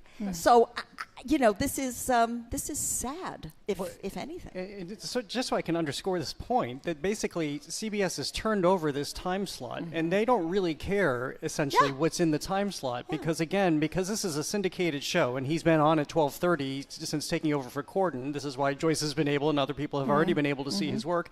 This is why you'll probably already see things that you've seen over the last year, because he has been in syndication since, I think, about 2006. Only periodically has he gone back to actually tape new shows. He did a slew of new ones recently, but this is not a man who's going to be programming each and every day. In fact, his instructions to his comedians who he's had on the show is be funny, family-friendly, and advertiser-friendly. This is not somebody who wants to provoke the administration. No, this is not someone who is going to be able to withstand any sort of blowback, because this is also somebody who is completely profit-driven. Because he has leased this time slot, he needs to make sure that he's going to get revenue from advertisers. He's also somebody who has been in partnership, essentially, with Sinclair Broadcasting. We know how they played into the whole Kimmel banning last fall. So this is somebody who is basically out to profit off of this time slot. I'm not casting an aspersion, but this is also Paramount coming in as the ownership, Paramount Skydance, not wanting any friction because of their relationship with the administration, and this is absolutely probably the safest way to go. Let me just add one thing, just on his keeping the fees down. He negotiates the revenue package himself.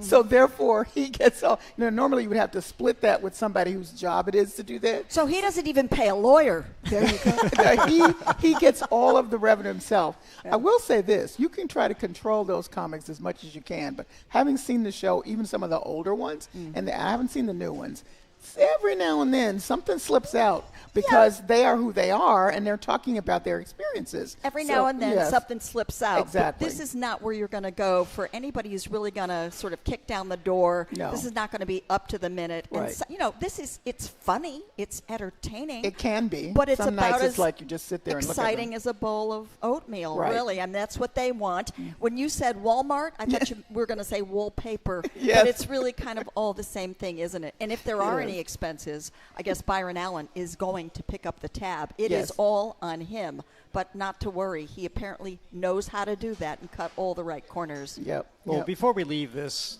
Stephen Colbert was able to get a little bit introspective this week when he had Oprah Winfrey on the show, and she turned the tables on him, or turned the desk on him, so to speak, because she conducted an impromptu exit interview with Stephen Colbert on his soon-to-be-canceled talk show. How are you feeling about the whole thing, though? How are you feeling about... Don't go Oprah on me now. Okay, good. Don't go... I know you're Oprah. Do you want to switch? Do you Yeah, wanna... actually would. So as you're standing here at the threshold...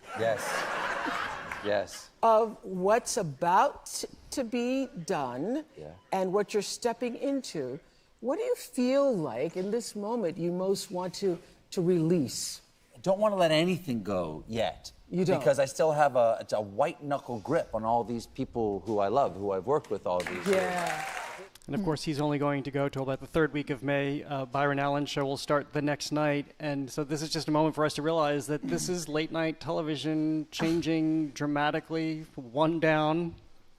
You see where other corporate entities and or the government would likely want to see the others go down too. As the song goes, money ruins everything. It's true. Yeah. And just in case you all thought I was being harsh, this is Allen himself when somebody said, well, this will be a cheaper deal for CBS. He said, it's not cheaper. It's zero. Yeah. Cheap. That's from cheap is his the other lips. operative word. Right, Yeah. exactly. Well, next we'll come home because the Boston-based movie The Drama, starring Zendaya and Robert Pattinson, is living up to its name off-screen, too. A24 is facing backlash for marketing the film as a romantic comedy and for exploiting a plot twist meant to shock. So a lot of people, especially here in the Boston area, have been waiting for this film, and audiences, wide audiences, I think you could argue, are waiting for this film because they expected to see a romantic comedy. That's how most of the advertising for this went. It went really in one of two ways, that it's this frothy romantic comedy or kind of a slapstick one because there were some images that suggested maybe this was a romance that went awry.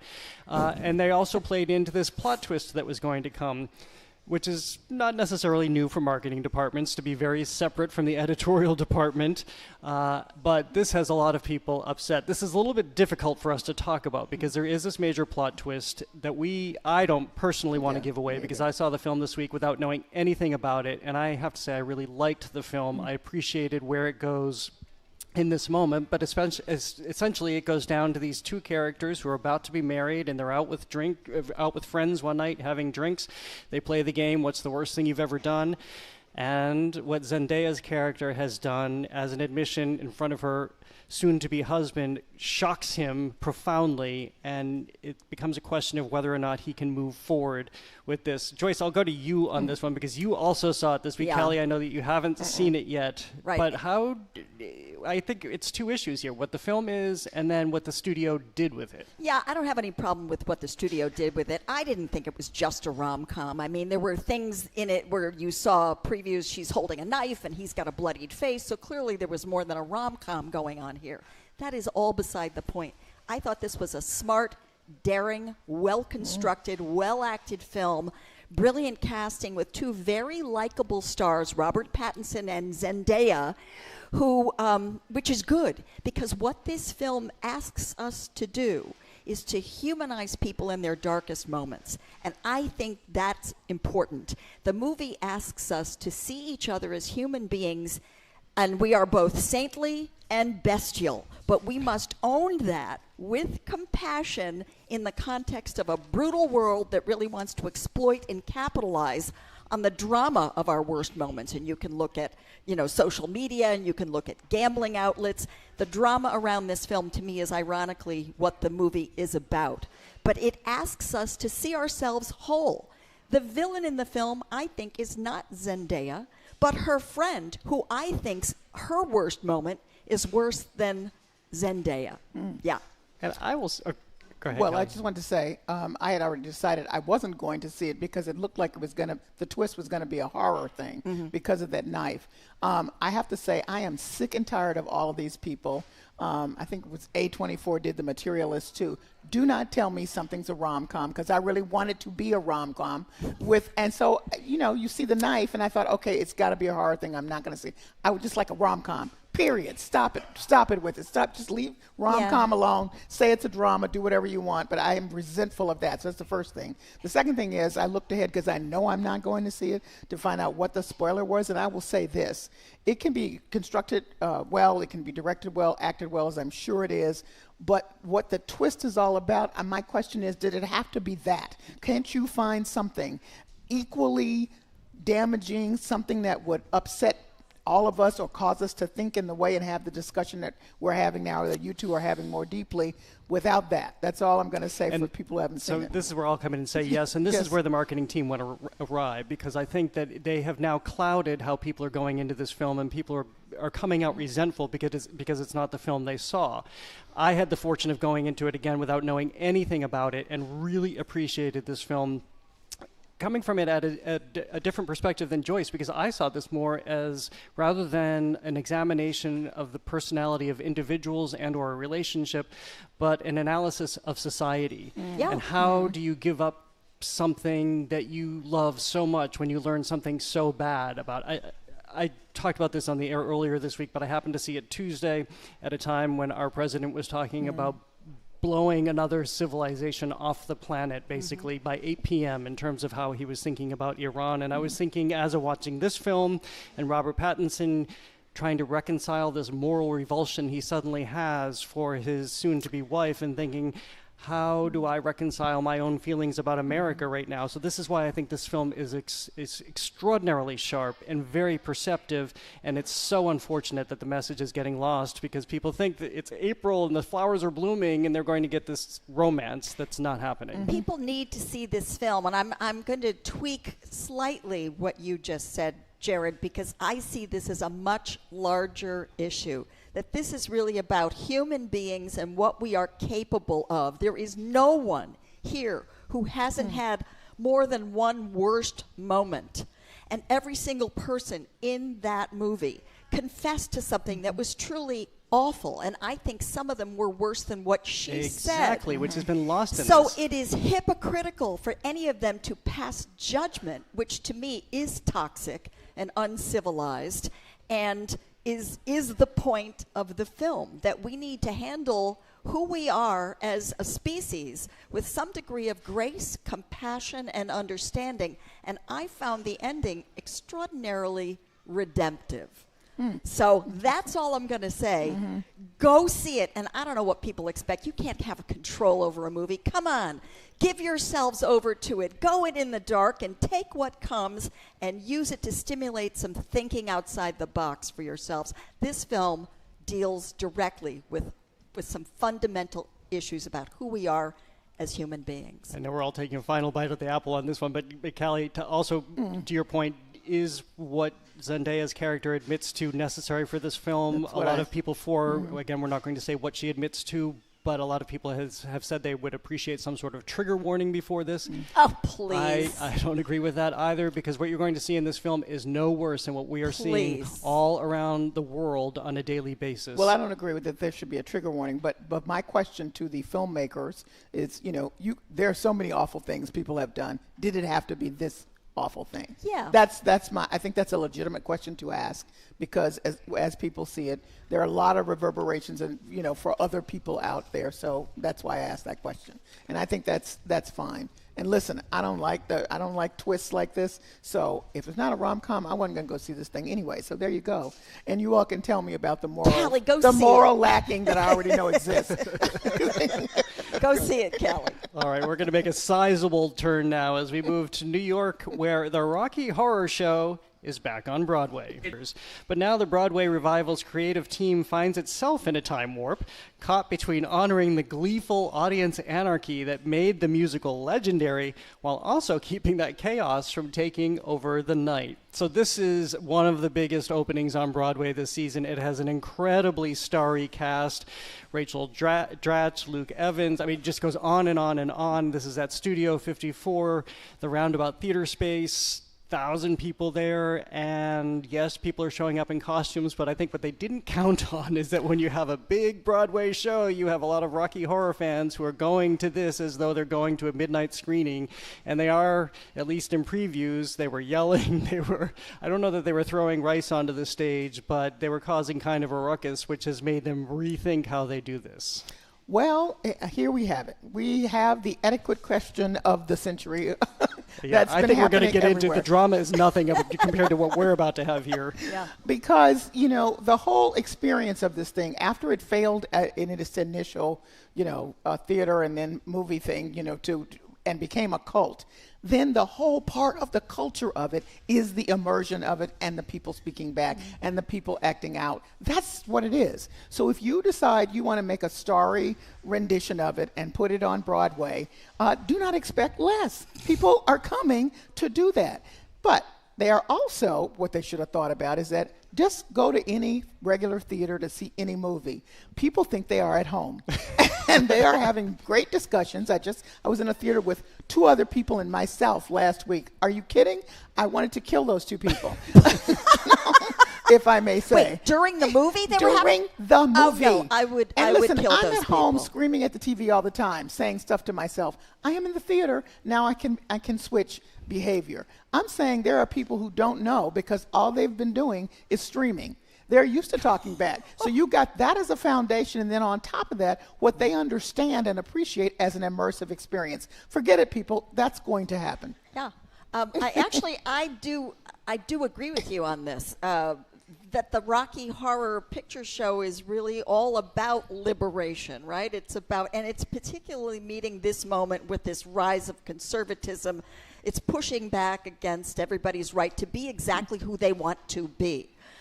So that's what the show is, and now there's stars on the stage. It's wonderful, but I do think that there's this little line that you have to observe. You have to respect the performers, and you have to respect the rules of the theater. So that that's there are the way moments. It should be, yeah, Joyce. I agree with you. That's what I know. But so I think there's a way to do both. I mean, I think these things can coexist. I think you can scream back and yell back and throw things and do whatever. I mean, I've said this before. They did this at the Globe Theater with Shakespeare. If they didn't like something, they threw tomatoes. Don't you bring the Shakespeare into this. You can't go to a Broadway show but it's where a you're paying deep, hundreds of dollars. It's a deep history of people responding to a live situation, not their screen. Mm-hmm. But I do think you have to respect the rules of the theater and the performers. So if you're talking over them while they're trying to put on a show which has something important to say about liberation, then you need to let that happen too. But I think you can do both. Well, here's the problem. Most of those rabid fans know the dialogue. So what you're trying to protect are the people who would like to see the show, never seen it. The theaters can say, don't say the dialogue.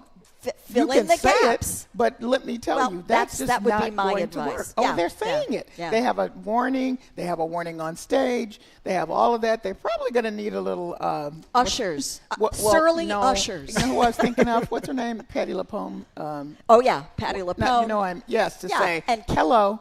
Break the fourth wall. Katharine Hepburn has done the same thing. She's come out and said, hey, put that camera down. Well, Patty LaPone had a really good excuse when somebody tried to bring their phone charger up and plug it into a set one day. That you can't do definitely on a show. Yeah. Joyce, let me just remind you that, yes, they threw things in Shakespeare's day. Yes, they yelled back to the stage.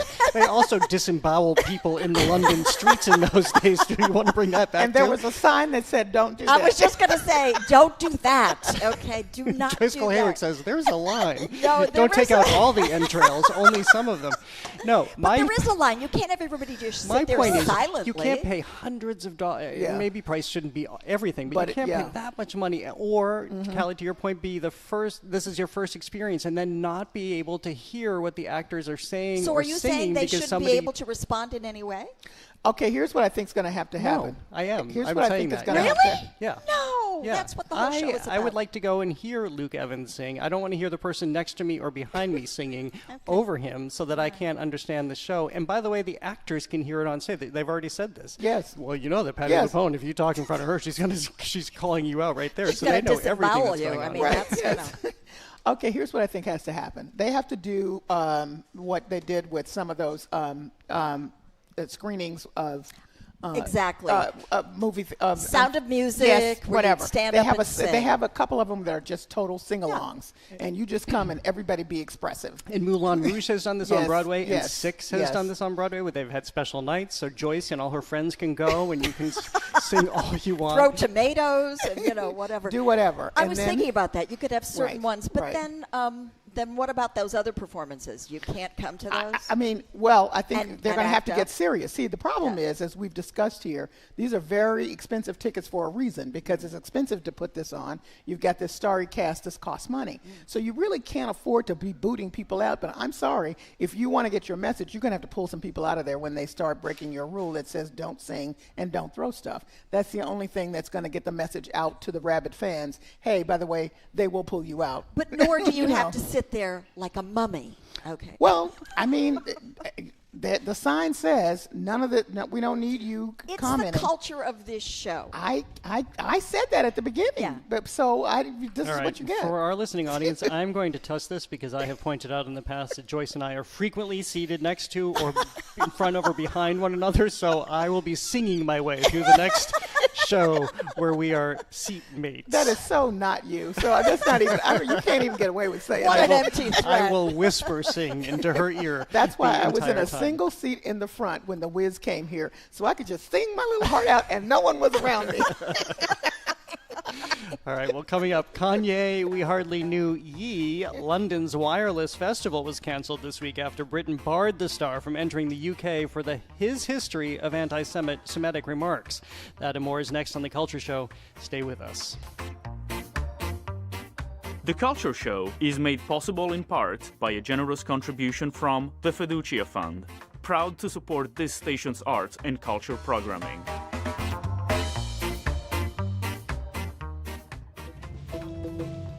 I'm Tori Bedford. Today on GBH's All Things Considered, the Boston area is seeing a surge in drivers looking to buy electric vehicles. And a reimagined version of baseball brings sound, skill, and joy to Fenway Park. This week's Joy Beat, how Beep Baseball makes America's pastime accessible to all.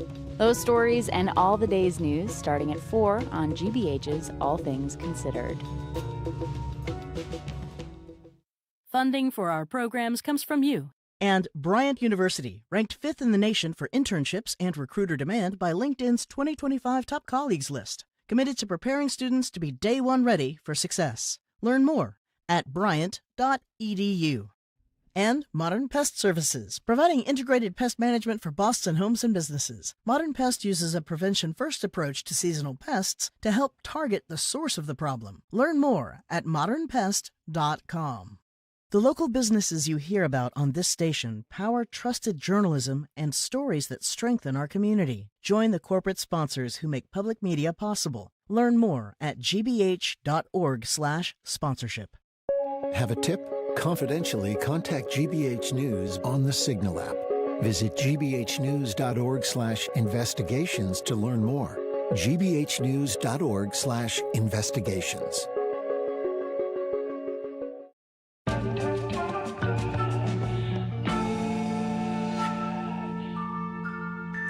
Welcome back to The Culture Show, live on 89.7 from the Boston Public Library and streaming on the GBH News YouTube channel. I'm Jared Bowen. I'm joined by Culture Show co-host Callie Crossley and Culture Show contributor Joyce Kulhaywick, an Emmy Award-winning arts and entertainment reporter, president of the Boston Theater Critics Association, and you can find her reviews on joyceschoices.com. If you're just tuning in, it's our Arts and Culture Week in Review, which includes Beacon Hill taking on Big Tech. This week, the House voted to ban social media use by children under 14, citing arguments that the platforms are designed to hook young users and expose them to harmful content. The bill now goes to the Senate, where lawmakers will decide whether Massachusetts should merely keep phones out of classrooms or go much further in policing children's access to social media. And when it arrives on the governor's desk, should that happen, we know where she stands. She spoke about the negative effects of social media in her State of the Commonwealth address in January. Now let me speak to you as someone who's got 2 teenagers at home. Something we all worry about is social media. Look, you, me, we all do our scrolling, right? TikTok, Insta, whatever floats your boat. And that's fun, and there's a time and a place for these things, right? Especially for our kids. It's driving so much anxiety. It's impacting self-esteem. Let's be serious. These platforms are built with addictive algorithms. They exploit our insecurities, especially our young people. Now, this is something we've been talking a lot about on the Culture Show. Just recently, we were talking about the lawsuits that have now been filed, thousands of them that have been filed against big tech, and they're starting to, in their sourcing and depositions, turn up documents so that we understand just how intentionally they are trying to exploit children and how they're engineering these platforms to keep them addicted. There are countries like Australia and Spain that have banned these phones and social media use outright for below a certain age, and this is one of the first examples in the United States where a state is trying to do this. Well, according to some of the lawmakers, this would be one of the most restrictive of the social media bills that have either been instituted in other states around the country, in cities and towns, or anywhere in the country. So that's the first thing. I'm very interested in one of the provisions which would implement an age verification system that would prohibit minors under the age of 14 from using the site. And 14 and 15-year-olds could use it, but only if given consent, verifiable consent by the parent. Now that's become like a sticking point in all of these rules, because the companies say, we have these rules in place. We say you can't enter our site if you're a certain age, but as we know, the kids have been getting around it. According to this bill, they would have to have some kind of system that would either make it extremely difficult for them to get around it, or some punishable action consequences if they should, because it becomes part of the foundation of the bill. Yeah, I mean, a lot of these social media platforms have figured if they just put language in there, it's going to enforce itself. And that, of course, never happens. So I'm completely on board with Maura Healey here. Enforcement is always the issue. Everybody's got the right idea. We didn't know until quite recently just how toxic these platforms are, how diabolical they are, and how they do exploit our young people whose brains are still forming, so that they can't focus, can't think through long-term problems, can't think, can't think in any long form. They can't read. So I think, yeah, this intervention at this point, with stricter ways of protecting these guardrails and putting enforcement regulations and requirements on them, is a good idea. But I love that there's a pilot program, or going to be a pilot program, which will uncover, certain kinds of unforeseen consequences. And so we need to look at this. This is not simple, and I think they need to do it in a careful, detailed, nuanced way. Not by any stretch is it simple. That's why I said, this is a start, essentially, because they're already finding in Australia where this has happened, the kids are finding their ways around. The kids are very industrious, so they're getting VPNs and they're being able to access these platforms.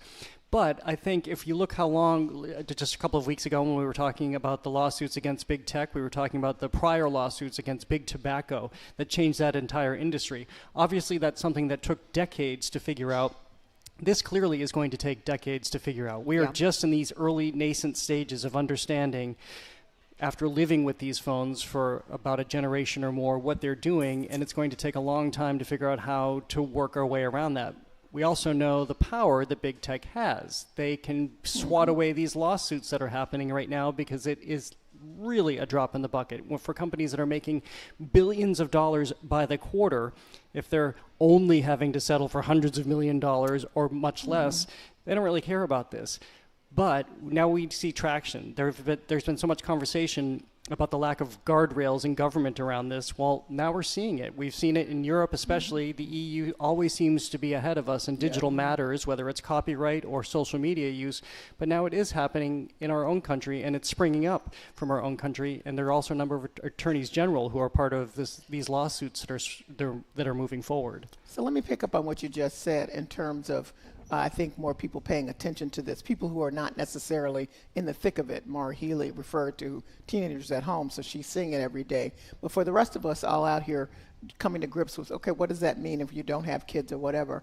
Some of the low-tech restrictions are working very well. Take the phone when they get to school, put it in a bag, and then you go interview the kids afterwards, and they say, didn't miss it. And actually, it's kind of good that I didn't have it, which I find fascinating. So that's the first thing. The second thing is, the minute there is wider distribution of the parents who have been the foundation of these lawsuits talking, and you hear exactly what happened with their kids, some of these examples will curl your hair. Yeah. It's horrific. Yeah. And they can quote chapter and verse when it started, what were the messages, what happened to the kids, and now I'm here as a parent of a dead child. Yeah. I mean, it's powerful stuff. And when that boat lifts up, when those waves carry those voices longer and faster and wider, I think there will be more attention paid to this. Absolutely, I completely agree. And those stories are very potent.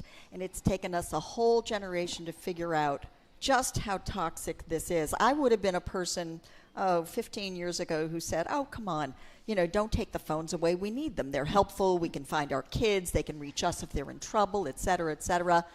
I had no idea how intentional the platforms were about addicting kids to their use and what they would be exposed to. Yep. So sometimes it takes all this time, but then it always comes back to the people, real grassroots response based on real examples that affected real human lives. And this is what we're seeing now, and it's about time. And it's going to take a while to codify this, as it does with everything. But we can't start this a moment too soon. I've completely done a 180 on this. It's comforting to know it's underway for sure. Well, from big tech's influence on children to another digital power play, this time over the news. Prediction markets are courting major media outlets in a bid for both legitimacy and to boost business.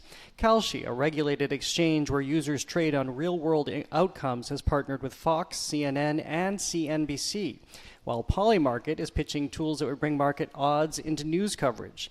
The gamble is that if the media starts treating these odds as useful context, prediction markets may start to look less fringe and more authoritative.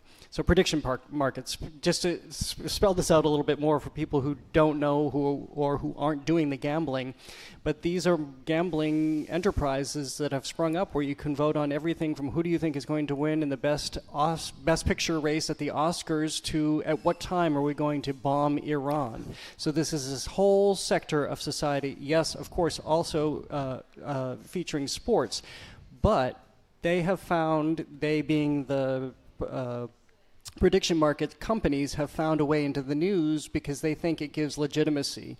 That if CNN or CNBC were to be covering news stories, that this gives an accurate prediction of how the populace is feeling about certain events. One big one they mention is apparently Pete Hegseth. A lot of people thought the defense secretary was going to be the first to be booted from the cabinet, and they bet on that.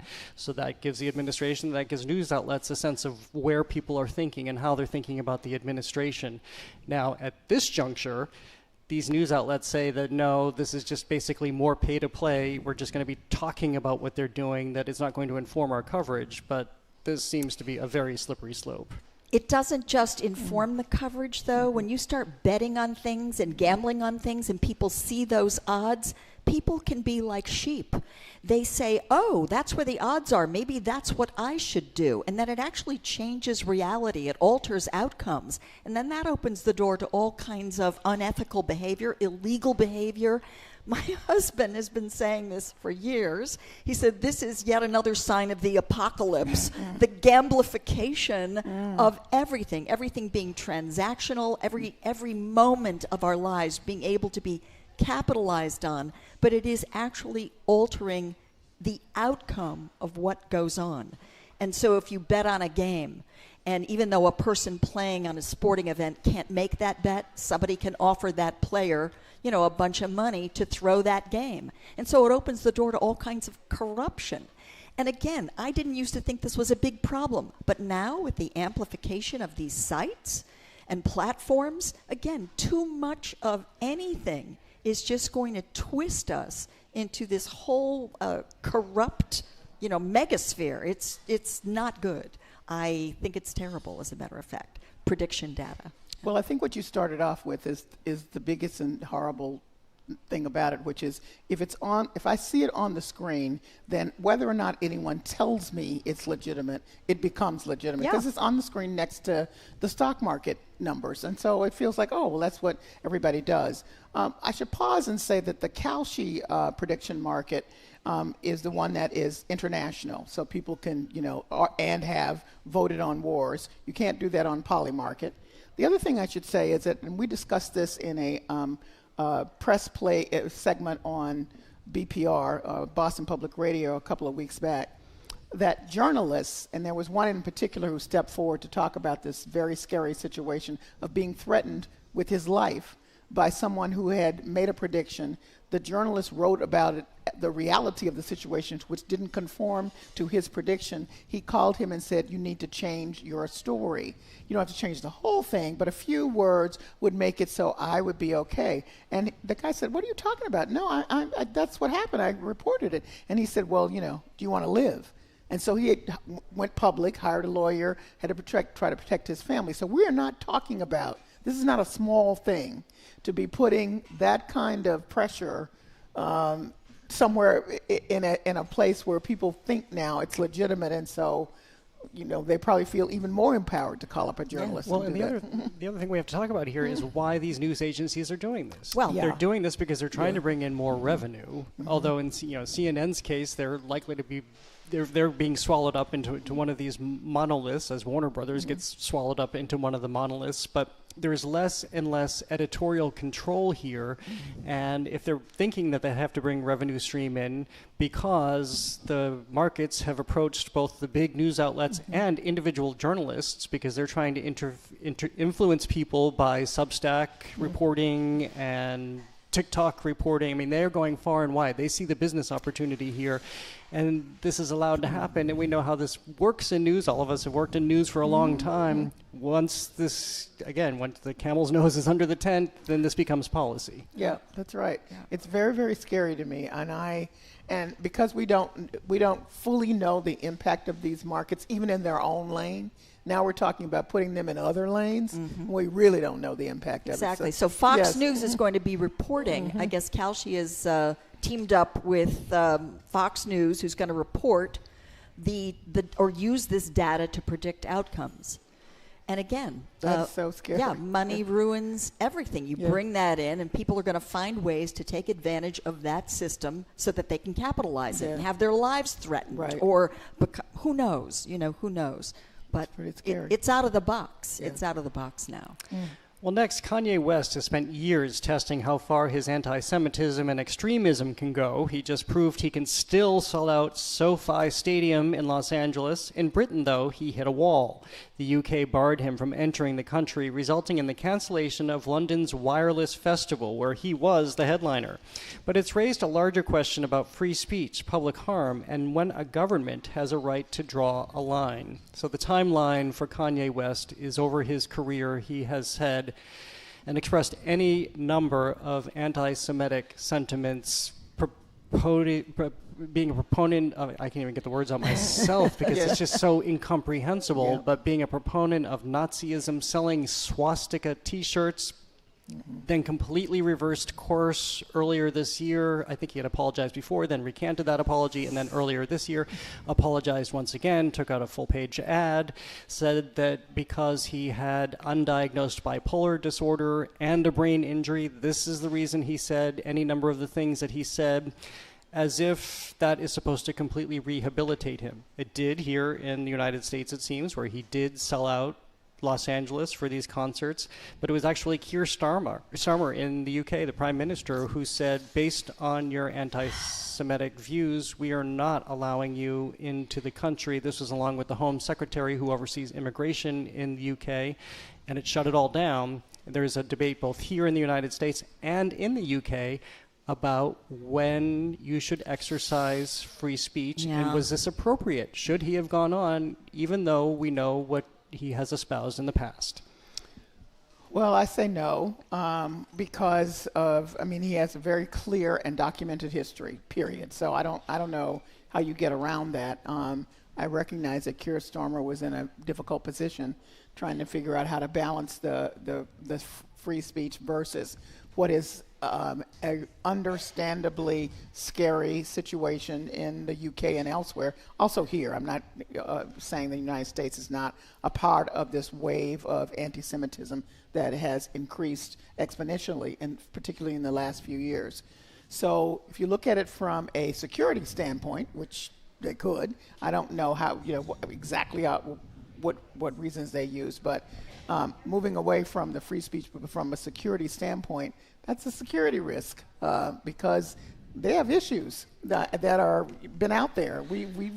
We've seen it and reported it. Yeah. So are you going to stoke that?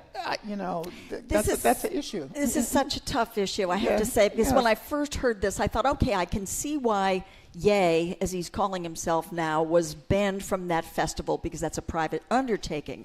But then they banned him from the country.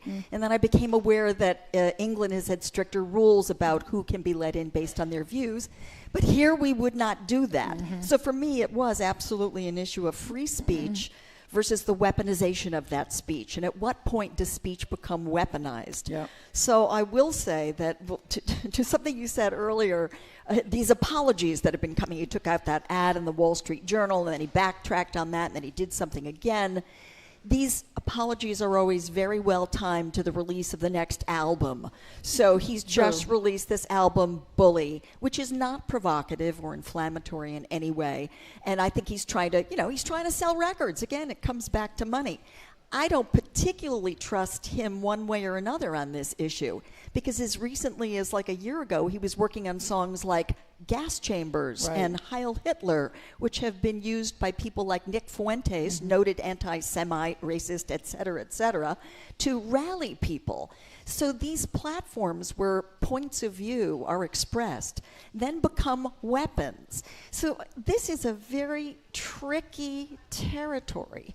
I don't know where I stand on banning him from a country for a point of view, but when you've got a point of view like he has and a way to amplify that point of view so that it changes people's behavior, then I'm worried. A security issue. Yeah, it's a security issue. Yeah. That's where I am. I'm still thinking about this. As you're talking about it, Joyce, and as I have been thinking about this all day, I think we're all, and especially in covering arts and culture, so much in favor of free speech, Absolutely. even the ugly speech that you don't like. That Nazis marched in Skokie. Exactly, and I often think we have to have that speech so we can understand the full complement of wherever you are, whatever community you're in. Best to not have your head in the clouds, but to be down on the ground and understand what people are thinking and saying. Which leads me to think, because I was also thinking, well, maybe this is a case-by-case basis, because I certainly don't think that we're out of ever seeing Kanye West espouse more anti-Semitic views. Yeah, like maybe next week, Right, Yeah. and I hate the fact, I also recognize that, Joyce, that this is all built around his new tour, his new album, and the apologies that came earlier this month were the lead up to selling tickets for all of these things. But you can't really do case by case when it comes to free speech. No, you really can't. But I wanted to point out, I didn't even know he had a new album, but I thought this was a lead up to having the shows. And I think we also have to pay attention to the fact that he did have sellout shows.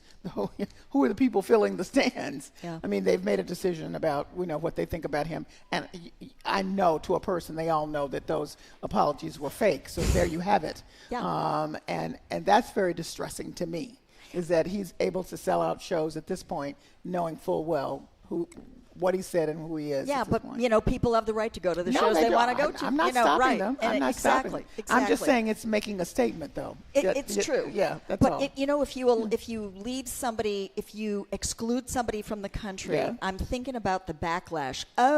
You're going to end up. Yeah, no, you're right. It's going to recoil on the people that you are ostensibly trying to protect. Yes. The people who control the world, namely Jews, are making it so that Kanye can't express a point of view. Well, this is a very complicated issue. Well, coming up, as Artemis 2 prepares for re-entry just hours from now, we look at the NASA menu that may not be Michelin-starred, but literally reaches for the stars. That's next on The Culture Show. Stay with us.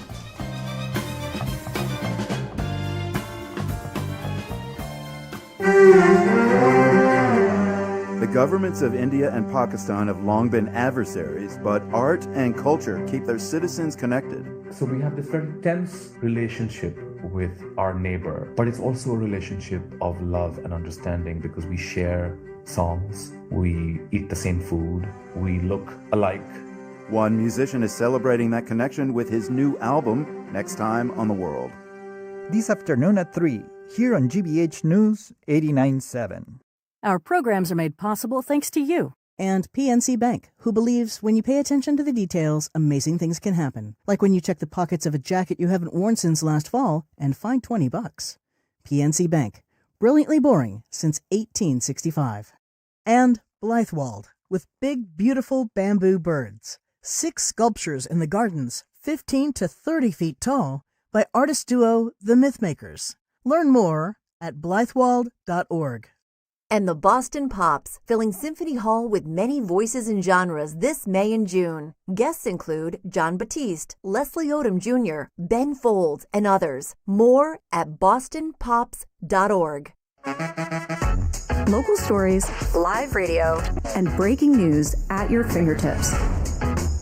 Download the new GBH News app on the App Store or Google Play.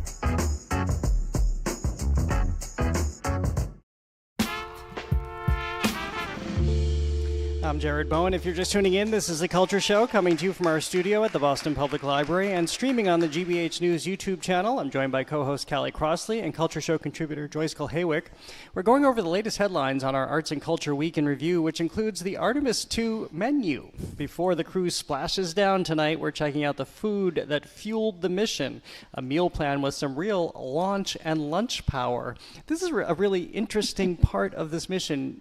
It's not frivolous by any stretch because every part of this mission is really fascinating, because if we think about this is all about moving to the moon, moving to Mars. Beyond that, they have moved the food along. How do you find something that the astronauts can subsist on and make and keep themselves nourished, both spiritually by having good food, but also to continue on physically to do these missions? And they have found it in a menu of about almost 200 items.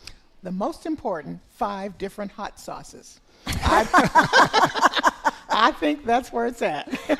I don't care about that. I went right to desserts. I went to pudding, cobbler, cake, cookies. I love all that. But the people who make this food spend a lot of time trying to make it taste delicious, even though it looks horrendous. I know it does. Yeah, in those packets that are all dehydrated. Yeah. And we learned you can't have any bread or anything like that because cookies is interesting. You can't have crumbs because the crumbs will float around. They can get into the astronauts. They can get into the equipment, so that's not very good. But they found ways to freeze dry everything in a different way. They're a far cry from the food in a tube that the Gemini mission had to have. And they also created a new little oven-like thing to heat things up for them. And that's a far cry from when, I think in the 70s, they had to spray it with a hot water gun. That's how you heated your food up. So try that. Could any of us be in that mission? I don't think so. I like food too much. I don't want my hamburger squeezed out of a tube, you know. But I like 5 hot sauces.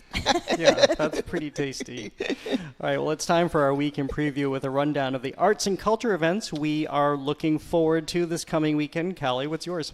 You, Me, and Tuscany. It's a real rom-com. Thank you very much. Have you seen it? No, it's today. So maybe you don't know. No, for sure. That they are advertising and they say it. Will Packer, who is the producer on it, who's done other films like Girls Trip and Best Man, and Think Like a Man, he said, I want a real rom-com. I love my wife. I love love. That's what I want. And so it's starring Reggae Jean Page, as you know, from Bridgerton, and Halle. I burn for you. I burn for you. I burn for you. And Halle Berry, not the other Halle actress. This is Halle Berry, who's a singer. Bailey, right? And who was in Little Mermaid? Yes. So she plays the love interest, and very simple story.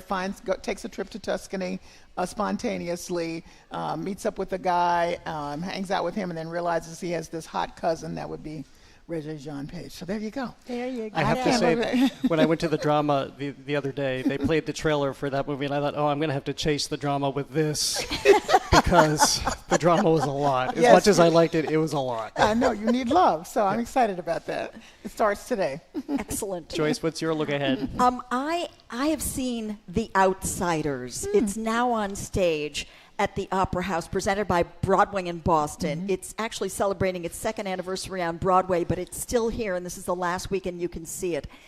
It is based on the book by S.E. Hinton, and though the book by Adam Rapp, and it was also a Tony Award-winning musical one, in 2024. It's got a book that's a little predictable. It's about the greasers and the Socs, and it doesn't really add much to that dynamic. So the book is not the outstanding thing about it. We've seen this before in Grease and in West Side Story. What makes this work is the extraordinary stagecraft, the voices, the performances, but the stagecraft. And I am talking about choreography and lighting and a rumble on that stage, which doesn't look like anything I've ever seen before. You feel every punch land, you feel it viscerally, and it makes the emotional message of that story pack quite a wallop. I'm going to say don't miss The Outsiders. No matter what you've heard or whatever, it's really something special and unusual. It's smart, it's to the point, and it makes that rumble between high school students really focuses on the life and death culture warfare that we're experiencing right now, these ethnic divisions. I think it makes that really come alive. And that's why I think a lot of people like it. And I've been sharing that myself. I have the same exact review. I think it's a stop what you're doing now and get your tickets to this show. I also had an incredible experience seeing it. Mine is a show that's on view right now at the Peabody Essex Museum in Salem through June 7th. It's called Edmonia Lewis, Said in Stone. A lot of people won't know who Edmonia Lewis is because this is really the first survey of its kind of this woman of a black father, indigenous mother, growing up in the 1800s, not treated well at Oberlin College. It's Frederick Douglass who tells her to go east, find her people. She does, right here in Boston, amid a group of abolitionists and other black artists and women. She begins making this amazing sculpture in marble. Where better to do that but Rome, so she goes there and begins creating there with a studio of 20 assistants, starts sending her work back to the United States. The Pope visits her there. Ulysses S. Grant visits her there. She was extraordinary in her day, and this is a 7-year effort to get this show up, to find so much of her work, some of which has not been seen since it was first premiered in the 1800s. You have to race to the Peabody Essex Museum to see this show. I can't wait. Yeah. Well, thank you for listening to another edition of The Culture Show. A reminder that our next Wednesday watch party is April 22nd. That's when we'll revisit When Harry Met Sally. And tune in Monday for historian and best-selling author Timothy Snyder on the rise of authoritarianism. Plus, we'll continue our celebration of National Poetry Month with Boston's Youth Poet Laureate, Eileen Shaw. Thanks today to the BPL technical and logistics crew, Maddie Geyer, Bill Francis, Sandra Lopez-Burke, Juan Jose Cadena, Chris Hanks, Pat Lally, and Olivia Corcio. Thanks to the Lennox Hotel, the Newsfeed Cafe. David Goodman was our engineer today. Thank you for everyone who came down to the library to be with us today. We always love seeing you. I'm Jared Bowen. Remember, you can still space out and have an art-filled weekend. The Culture Show is made possible in part by a generous contribution from the Fiducia Fund. Proud to support this station's arts and cultural programming. Stay with us for GBH's All Things Considered at 4 and Mark